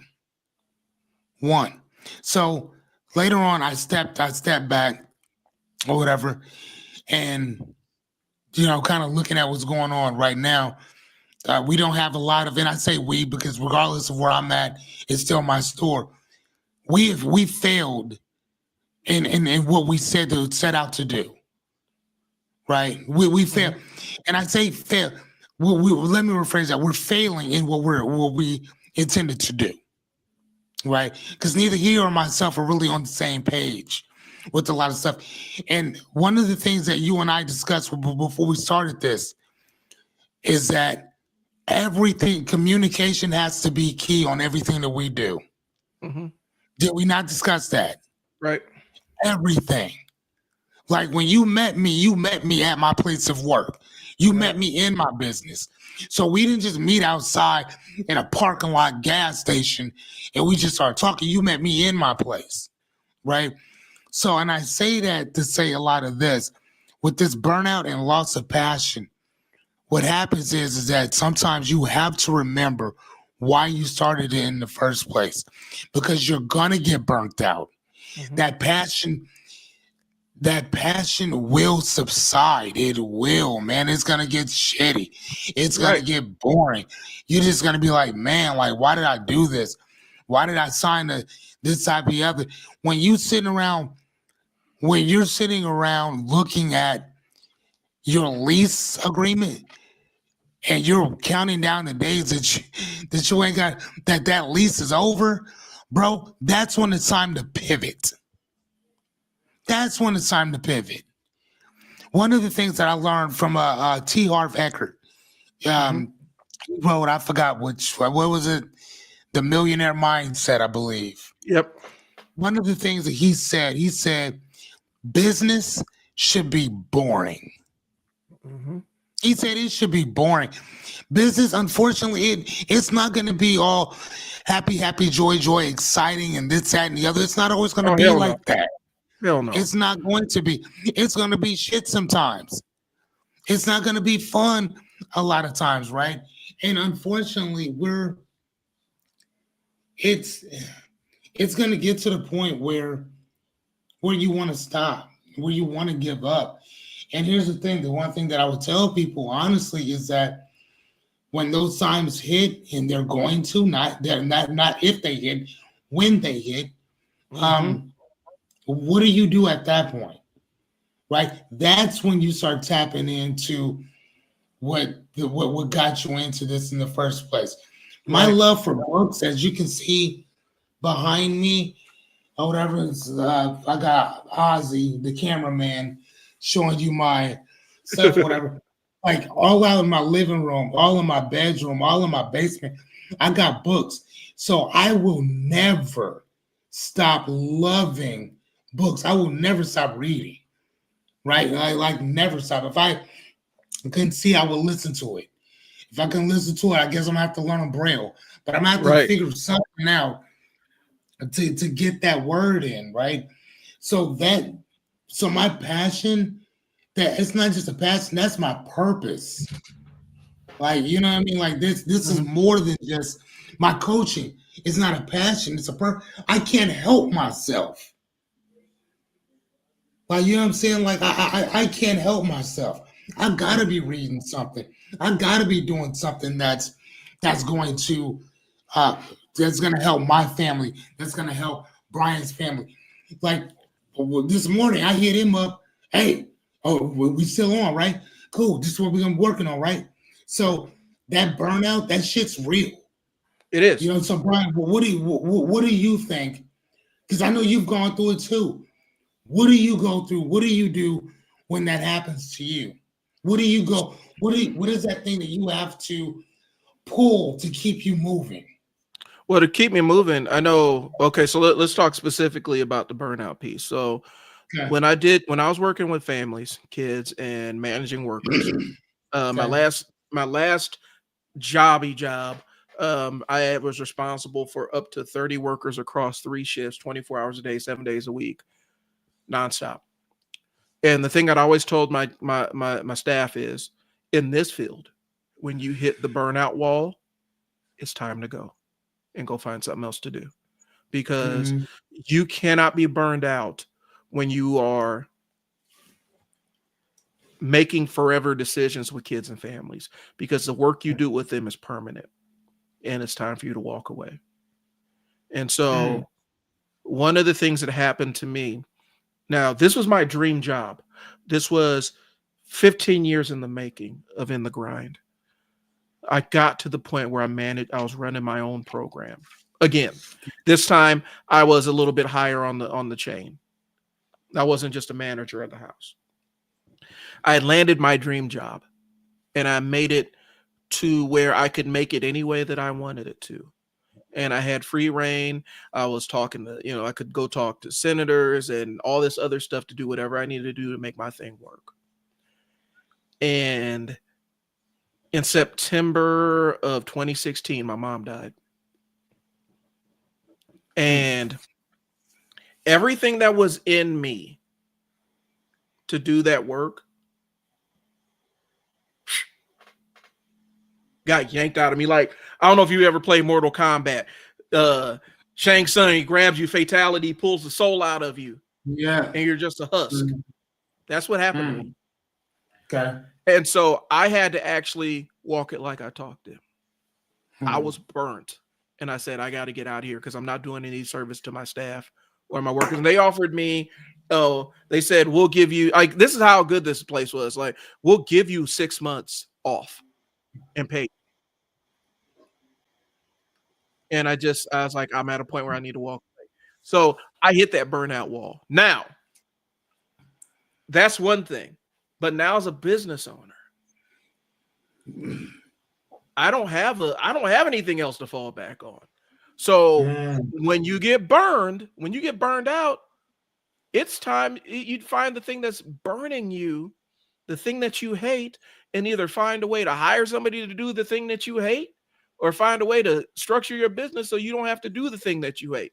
There's always going to be shit you don't like in your business. Always. There's always going to be tasks that you hate. But is something I hate actually destroying me and killing me inside? If it's killing me inside to do this, then I need to either find somebody who can do it or find a way that I don't ever have to be responsible for that and don't have to do it within my business. That's how I deal with the burnout feelings, understanding that there's a bigger mission at play. What's the mission? My mission is to build the life where my kids never have to nose around and ask anybody for a job. They have the skills, they could get started, and they use me as a template to show them. Right. That's what the mission is. And so when I get burned out, I have to lean into that and say, okay, you're burnt out on this aspect. What else can you do to further your mission? And that's what the pivot is. What other point of attack can you hit? So let's jump back to when I walked into the store. Okay. Because I came out and filmed some content with you for a promotional event. Came back in. That was that was the first time. Second time, I talked to a mutual friend. She says, "Hey, Fearless, can you go help out Fearless?" When I walked into that store, I had zero expectations of walking out with any money or any deal. My mission was, here's a business that needs my help. What can I do to help them? Yeah. When I left, I was shocked that you was like, "Hey, how can I pay you? What do we need to do?" Because my mission when I walked in, the thing I was going to hang my hat on is whether I could help this business out. Because somebody I trusted asked me to help them out and help somebody that they trusted. And they wanted to help. So I walked in without any expectation. The only thing I knew that mission was I need to find a way to help this business. And that's what keeps me on. The thing that keeps me locked in when all this shit gets tired and I'm tired of dealing with stuff is the thing that gives me life and gives me energy is seeing other people be successful at the thing that they're trying to do. That's what keeps me going. The piece of discipline that I need is to understand that even though that fills me up and gives me everything I need, it doesn't give me everything my family needs. And so I need to ask for money for that. And so that's the piece of learning that is still a work in progress. But the thing that gives me life and energy is actually helping people get better. And so when we're talking about helping people get better, me and Fearless can help you get better. We can help you get better. And so I'll simplify it and I'll break it down. Fearless, you can correct me if I'm wrong, but I'm going to put this out here because I put this together in my mind. I can help you get started. Fearless can help you see it through to the end. I can get you started. Fearless can get you finished. That's what we're here to do. And that's what this trial and error show is about. We need you guys to ask us questions. We need you guys to put comments in so that we can help you out. Because that's what this is about. It's about real life help business owners helping actual business owners and not having to go off and deal with charlatans. So the way I deal with burnout is to focus on what got me in the game in the first place. What's the thing that brings me life? And how do I get more of it with what I'm doing? And what do I need to change? What do I need to drop in order to get that feeling back? Because it's not always fun. And more times than not, business owners quit when the shit stops being fun. YouTubers will quit. They sit there and review movies and they'll get paid. They'll get paid AdSense and ads and revenue and merch sales and all this other stuff. And then they get burned out on it. And instead of figuring out what brought them to the game, they end up quitting and leaving money on the table. I mean, but I think though that's the reason why a lot of them quit though, man, is because and this is a part from the coaching standpoint that I bring as well, which is to reframe what we're looking at and how we're looking at it. So a lot of them, because I've seen some of those videos too.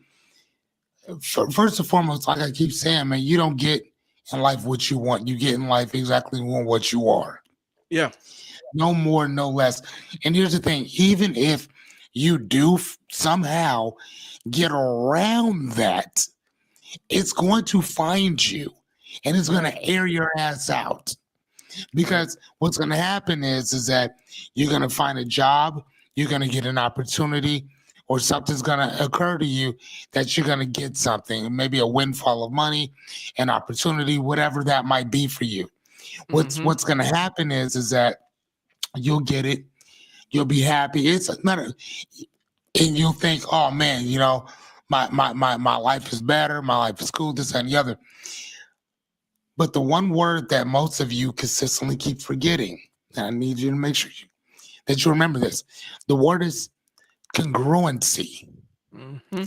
If whatever it is that you do is not congruent with who you are, you will lose it, it will be taken from you, or you will give it away. Right. And I want you to think about this. When people tell you, like back in the day, people used to be like, man, hey, such and such is hiring, man. We should go out there and go try to get a job. Oh, hell, how much are they paying? Right? Now, what do they do? Not what is their not what are their principles? You know, what is it that they do for the environment? Is how much do they make? Or they make, Right. you know, 19, 20 bucks, 25 bucks an hour. Oh yeah, bet. That's what I'm going after. So you get the job, you get on, and you're working. Oh man, you making $25 an hour, man. This is cool. But if it's not congruent with who you are, you're not gonna be there long. Oh no. You're gonna, I mean, and that's happened to me. So with most of the jobs that I've had, I've been fired from, or I quit because I just didn't like them. This is working with people with disabilities has not just been not this, but coaching in general has been my life in general. Yeah, I've been doing this type of work since I was 19 years old. I'm 46. So again, I've always been in this type of field in general. You see what I'm saying? So, and even when I've left, because I've left it for a number of years, but I keep finding my way back into it, and one day I just kind of got to this understanding that I love what I do. Like I don't like what I do, I love it. Now sometimes on a particular day I may like hate this shit, but overall I love what I do. And the reason why I love it, and there's a reason, because when I work with people with disabilities, for the most part, they have an excuse for why they are the way that they are. Mm-hmm. And even the excuses that they could use, they don't. Right. And because of that, that's what made me a better life coach. Like in general, because I've seen people that have way less than you achieve things that physically were impossible for that person to do. And they still achieved it with little to no help. Just pure tenaciousness. Tenacity. They just had the tenacity to get out there and go do it. Mm-hmm. That was it. So like, that's the reason why I love the field that I'm in. And I love it that much. You know what I mean? Right. And not only that though, but it's afforded me everything that I love in life. I've been able to go to work on a weekend and sit and read a couple books at a time. I've never had a job where name a job where you can just go there and read a whole entire book or two, just because. I mean, from start to finish. You know what I'm saying? For years. So, like I said, you don't get in life what you want. You get in life exactly who and what you are. And a philosopher is what I am. I did go to school for life coaching. I went to the Meta Institute, which is in Golden Valley, Minnesota. So I lived in Omaha. I worked in Council Bluffs, and I went to school in Golden Valley, Minnesota. It was a 13-month course. It was like one weekend. So I would leave on Thursday, come back on a Sunday, Mm-hmm. like per month for 13 months. but it was like a whole entire comprehensive course on Gestalt therapy, Milton Erickson stuff, hypnosis, neuro-linguistic programming, psychology of humanistic growth, like all kinds of stuff that they shoved into this one comprehensive group. And I thought I was pretty cool before, but man, the shit that they taught me how to do, oh my God. And I've been still using it ever since then. Now I'll pick up little tools, techniques, and strategies, but the one thing that worked for me more so than anything else were the principles and the philosophies of philosophy within itself. Mm-hmm. That was the thing that created the foundation that everything else could sit on. Without that foundation, nothing else could sit on it. That's how I can end up being homeless and be sitting in my car laughing about shit. And that's how I can be homeless. And that's how I can be depressed for years at a time and never go see a therapist and then solve it on my own. Deal with it on my own. Because again, sometimes I think that when you go through it yourself, you can always help somebody else to kind of get out that same rut too, because you done been there as well. So when we talk about business, when we talk about pivoting, when we talk about just starting it, when we talk about when should you walk away? Because there's been times I've had to walk away from things as well. That's why we can talk about this stuff, because we've actually been there and done that and have a lot of the battle scars to prove that shit. So that's kind of, that's kind of the things that I guess when we're talking about, that's one of the biggest things that comes in my mind. Go ahead, man. So when I was working group homes, the family teacher I work with, shout out to Rod, when he would bring in new people, because they would always have family teachers stop in if they were coming out of training, they would go to more established houses to see how they ran their house, right? And this is all group home stuff. His thing was, he's like, this is going to be the best job that you'll ever hate. Yes. He's like, you're going to be sitting in the stands at the College World Series, the sun's out, and you're just vibing, the kids are around you and you're having a great time. And you'd be like, I can't believe I'm getting paid for this. And then there are going to be times where you're sitting there and the kids banging holes in the wall and smashing the television and screaming and cussing your wife out and everything. And you're going to be like, they don't pay me enough for this. Yeah, and so you have to find that thing within you that makes you want to get up and do this every single day. Yes. And when I look at when I was looking at the job that if I could just get paid, enough to live on and support my family and grow the way, that would have been the job I would have stayed out permanently, is front lines working with kids and working in group homes, because that's where my synergy was. That's what I could do, but I had to grow past that piece of it, and I had to pivot in order to grow and be able to spend time at night home with my kids.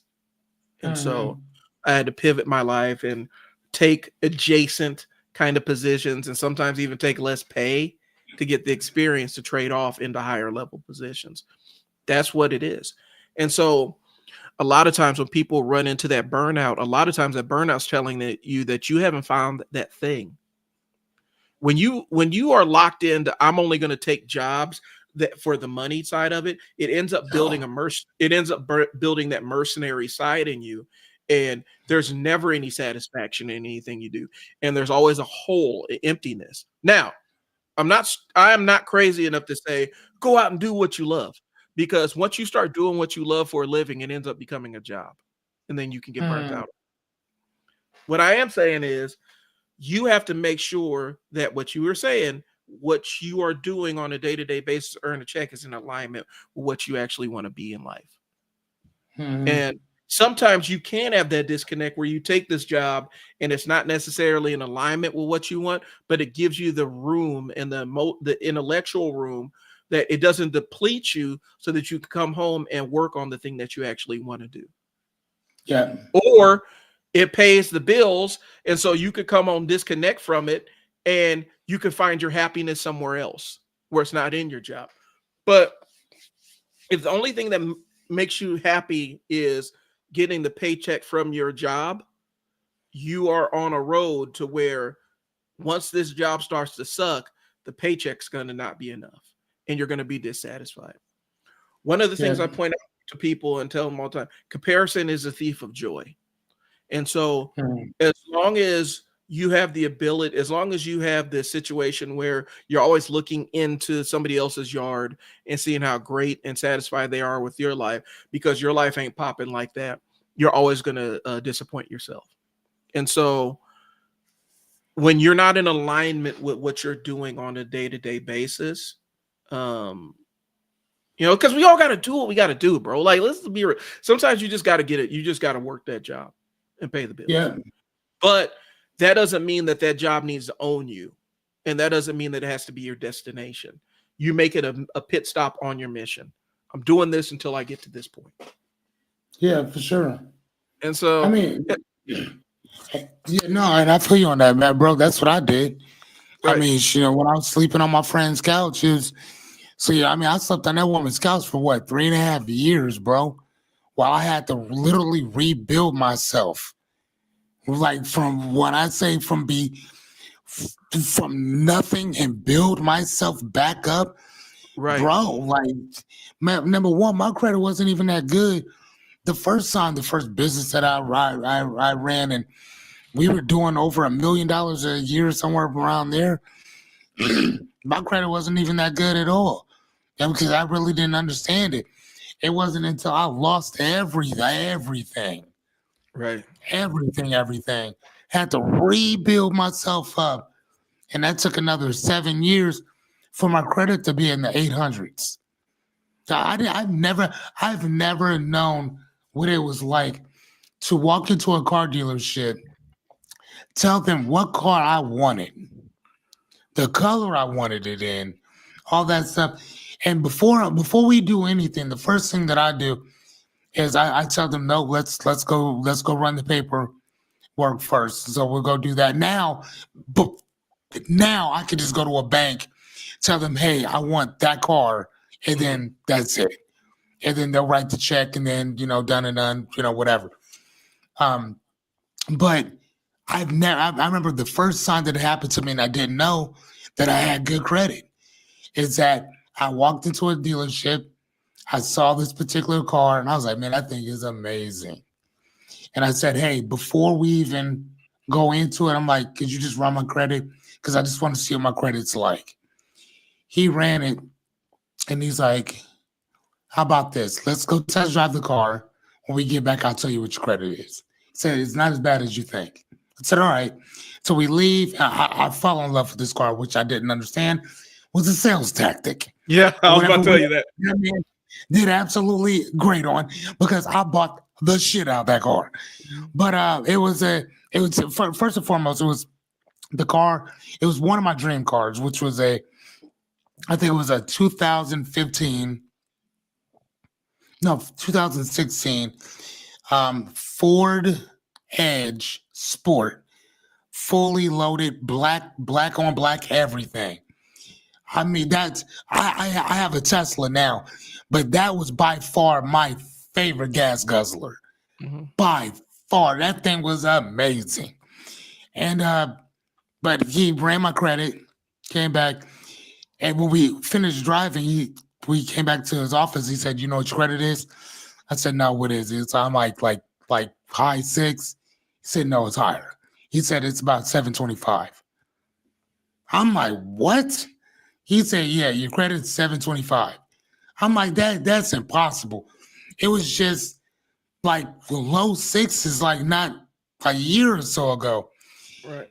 What had happened is that I had already had 2 other vehicles that I've been paying on at the same exact time. Creditors don't give 2 shits about the negative stuff that you have. They care about history. The problem was that I didn't have any history. So once I was able to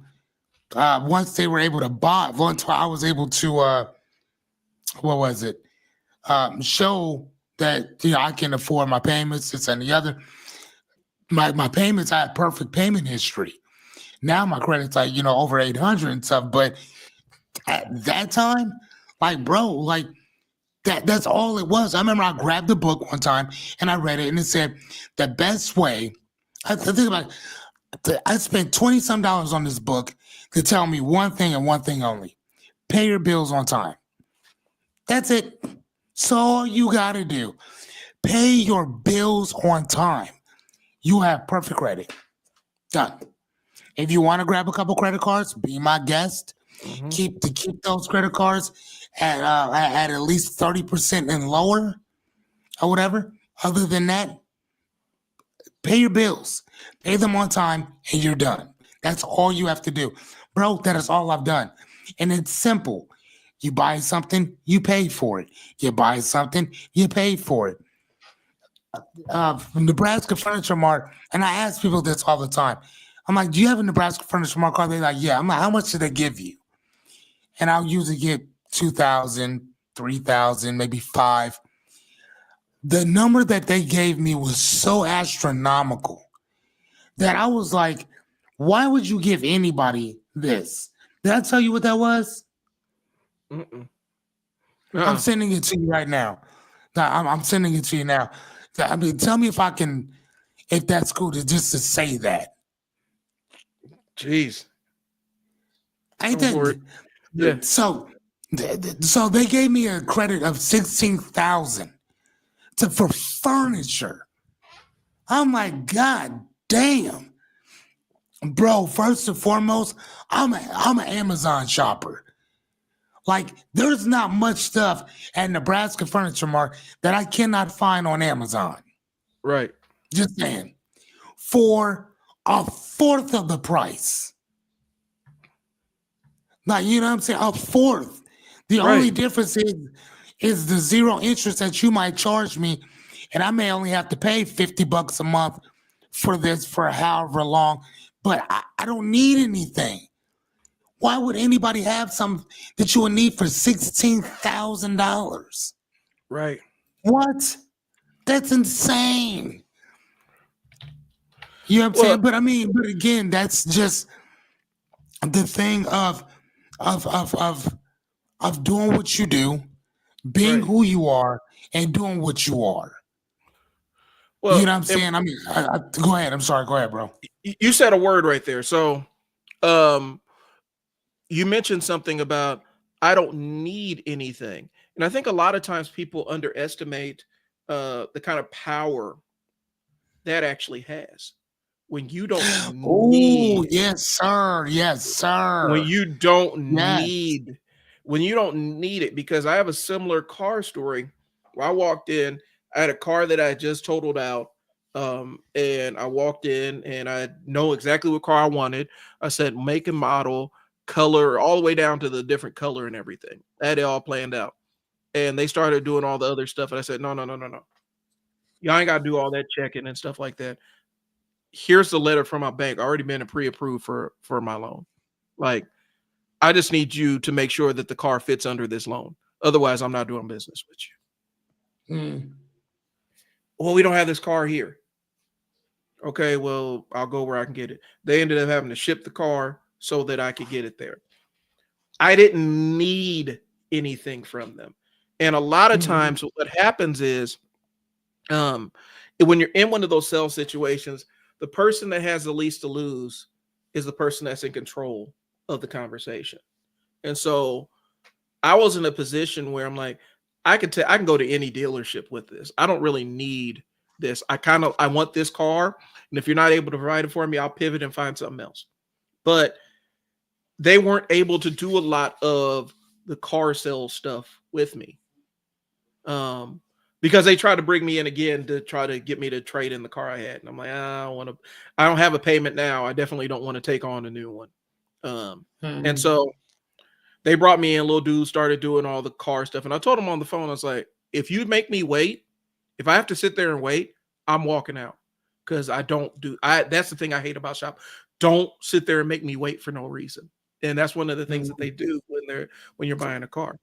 The dude started in on the spiel. I said, don't bring out that little four square thing. I don't want to see it. Don't bring out the little four with the cross with the four, and you put all the numbers in there. I don't want to see that. And he's like, well, we got this car. And I was like, bring it up. And I took a look at it. And he's like, well, how about I let you take it home? Nah. It's like, I got all my camera equipment in my car. I'm not transferring my camera equipment to this car. Say, do you want me to drive it so I can fall in love with it? I ain't doing that. Yeah, And so that's my problem. And so, I control the situation. And I finally got to a point. I'm like, hey, man, you guys caught me for this.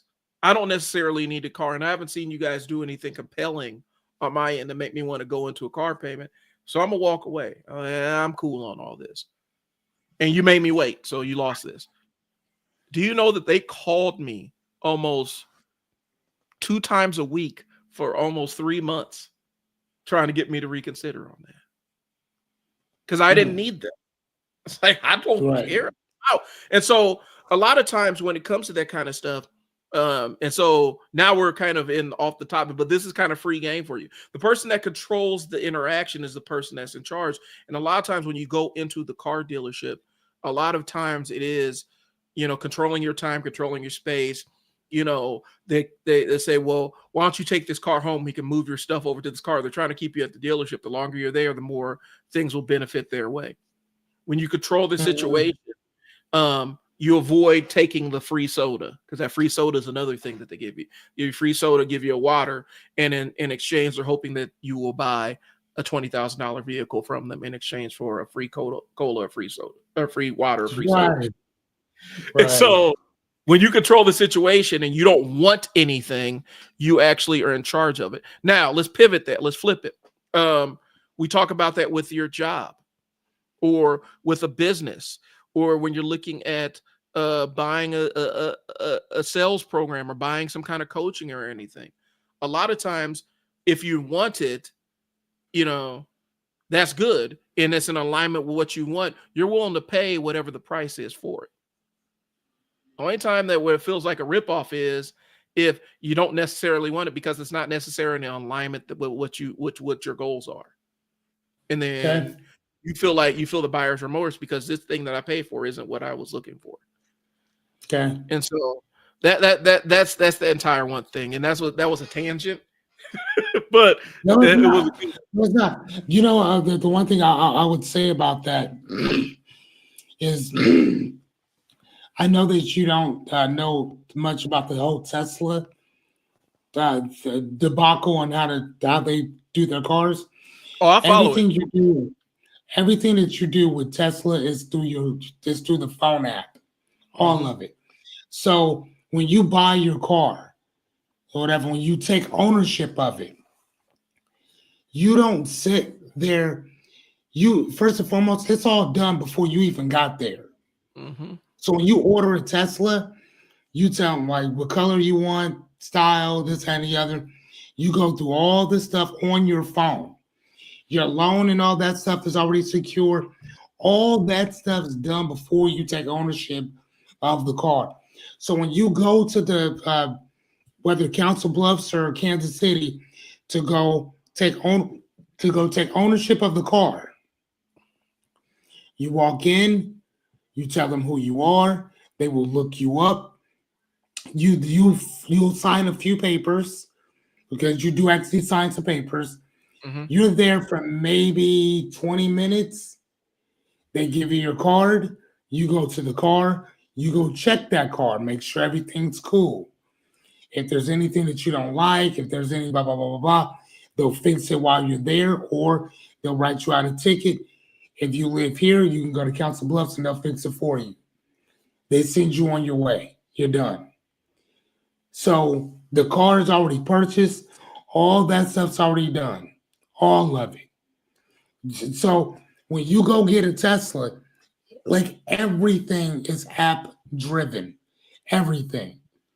Like everything. Now, if you need some help with the car, if you don't know certain things, they'll walk you through it.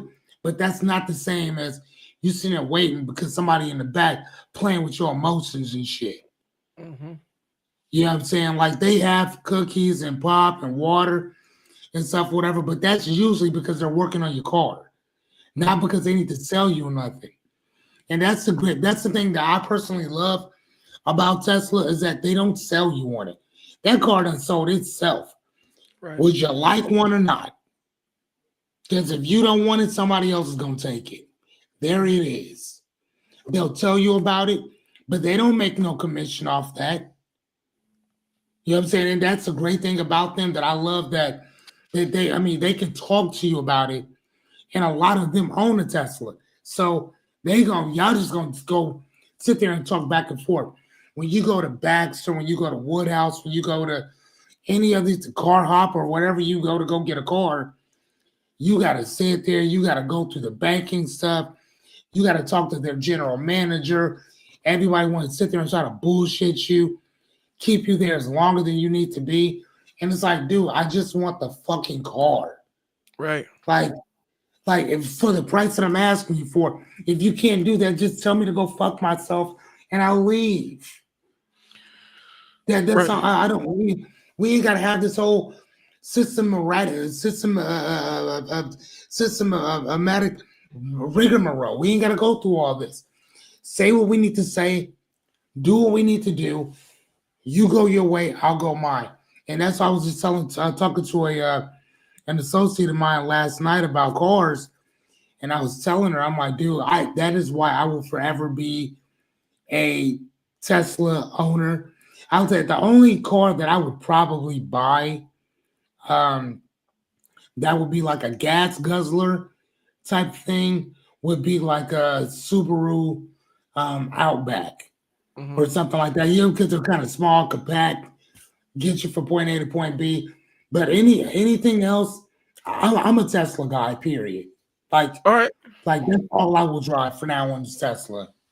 So, and this is kind of they kind of use the same model that Apple does, where you just kind of brand yourself an iPhone guy, or and so you're in their ecosystem, and Apple use, and so you're branded yourself as it, and so they don't really need to sell you on any new thing, and so you sold it. You sold yourself. Yeah, and so you sell yourself. And that's why, I joke, I make fun of, the Apple stuff, but really I do say it's $1 trillion dongle company, because they pull the features out of the phone and then they sell it to you in like a dongle that you can plug in to get the features back. That's really how the model works. They know that it's so hard to leave that ecosystem to go somewhere else, go do something else with a different phone, that most people are like, I don't want that level of, I don't want to introduce that friction. And so they will just say, I'm just an Apple person. I just know how to use Apple device, and that's what I want.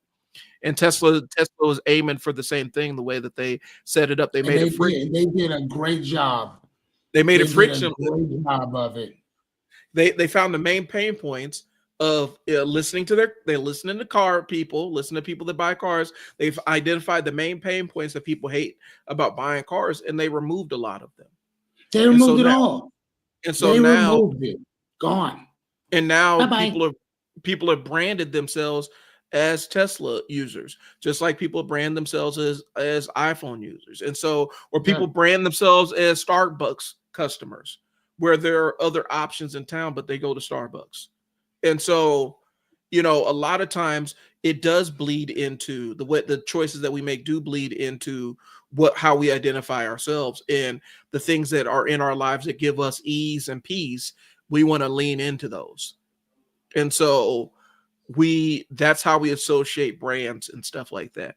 And so from a business owner standpoint, the idea is how can your business be that for somebody else? Oh, did we drift out? Did we cut off?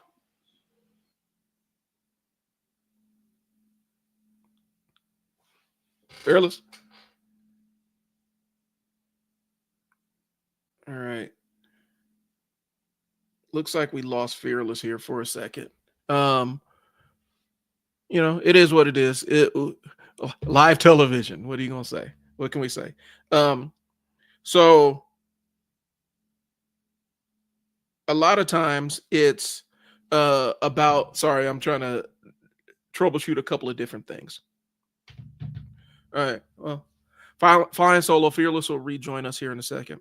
A lot of times the pivot for your business is figuring out how can you be that brand for somebody else? How can you be the Tesla or the Apple on somebody else's plate? How can you be that for them? And so it's identifying the reasons why your customers come to you and then leaning into ways that you can improve their customer experience. And that's really what it's about. So we're asking you, and I'm asking you to identify areas in your life and in your business where you can actually hit that pivot and go in a different direction and come up with a different means of attacking. Because oftentimes, especially when it comes to getting into that burnout phase in your business, it is because you're basically running headfirst into a wall, and you're only running headfirst into that wall because you haven't figured out a different way to do it. So, that's what I got. I'm gonna get up with Fearless a little bit later on. I think that we might have some level internet. Let me check and see what this is. All right. So anyway. Oh, there we go. Here he is. Adding Fearless. My whole entire thing just went dead. Huh. Like that wasn't. I was hoping it was you. It was me this time. Don't worry about it. I've kind of carried it on, and I've kind of gotten to the point where I'm like, all right, talking about sometimes in your business, you have to figure out where to hit that pivot and lean into becoming somebody's version of Apple or somebody's version of Tesla. What you need to change in your business to adjust. Like yeah. What you need to do in your business and life to adjust to be that vital component that people will pay any price to attain. And so I think oftentimes you find that you're running headfirst into a wall repeatedly, and you're so used to the feeling of headbutting that wall that you don't necessarily see another option or a different plan of attack. So you're headbutting the wall so much that you don't see the door that's open over there. And so you instead of pivoting and walking through that door, you keep headbutting the wall, expecting to have some different outcomes or results. And we do that in our personal lives. Right. We definitely do business lives. We sell products that no longer sell, that we're not 100% invested in, that may see a degradation in quality or of delivery and services. And we continue to do it because that's what makes money. And eventually it ends up catching up to you. So that's what I was talking about. No, thank you. And no, you're 100% right on that. So, I mean, except for expanding into like new markets, which again, we've already touched on that, everything that I had for, pivoting is we've already kind of talked on literally each one. And I didn't even tell you what they were before we started, which is funny because each one literally went into the next. When we were talking about competitive pressure, we automatically went into technological advancement. Then we went into customer feedback. Then that went into financial challenges, all that stuff, or whatever. You know what I mean? The one thing that we did not talk about, though, was regulatory changes. So like policies or politics.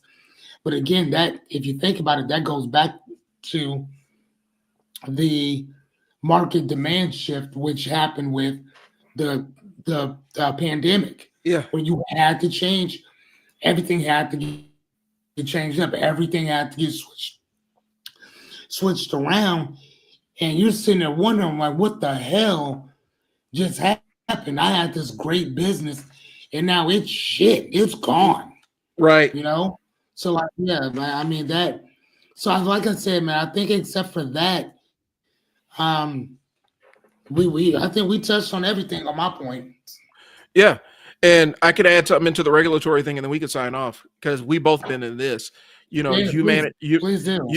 You've been in the group home life and managed residential care. I've been in it. The regulatory thing that happens, the state changes some law. They have a bunch of unfunded mandates, so you have to adjust what your shelter can do or what your residents can accommodate. You have to have new construction and all the other stuff. These are the kind of pivots. And our pivot was actually okay, we actually need to get in front of one of the legislators and explain, or actually, I think it was one of the heads of DHHS, and explain, yeah, we can't just knock out a wall and put in it to add space between the washer and dryer. That's ridiculous. Like, we don't have, and you're not paying us to do it. And said, we can accommodate everything except that. And that was the pivot. We actually had to go back to the person that was making the regulation and say, listen, the option is you can either, we cannot serve your kid, either we're not serving your kids, and you have to figure out where to put 10 to 12 kids that we cared for on a daily basis, or you can adjust and say, it's not that big of a deal that the washer and dryer are 6 inches too close to each other. What's your choice? So a lot of times the pivot isn't always something that we got to adjust. Sometimes it's pushing back against the source that's forcing you to change, and you're pivoting your actions to address the agent of change, the person that's trying to make you change things. So let's see. I think that we've got plenty. We're supposed to have the storm of the century coming in today, and so I got a couple of things I got to take care of. Yeah, me too, my guy. Me too. So we're gonna leave this as our signing off point. Appreciate y'all tuning in. We're gonna catch you next week with another episode of Trial and Error. Let me double check and make sure what we're looking at next week. This falls perfect. Why businesses fail in the first 5 years. Do you want to hit that one? Oh, hell yeah, let's go. So next one is hey, matter of fact, here, let's I want to give you guys a hint before we even get that one started. The reason why a lot of these businesses fail within the first 5 years, you failed before you even got started. Yep. So, I mean, we'll touch on that before that thing, whatever. But I have this whole entire system that we have set up specifically to help you to avoid some of those as well. So, that's gonna be a fun one. Why do we feel? Oh my God, that's gonna be great. And so here's the thing I'm gonna throw in there before we get into that show. Sometimes failure is not the end point; it's the beginning of the journey. So just because, because the business failed, it failed in that specific era of that business. That doesn't mean it's all over. So why businesses fail within the first 5 years. That's what we're going to talk about on the next live stream. See y'all next Tuesday at 10:15. At 10. All right. 10:15. Let's do 10:15 so we can do our pregame. How about this? We will meet earlier. We'll just hit it at 10:15. Yep, that's what we'll do. So Cool. We'll see you guys next week at 10:15 with another live stream of the Trial and Error podcast. I'll talk to y'all later. Brian and Fearless, peace.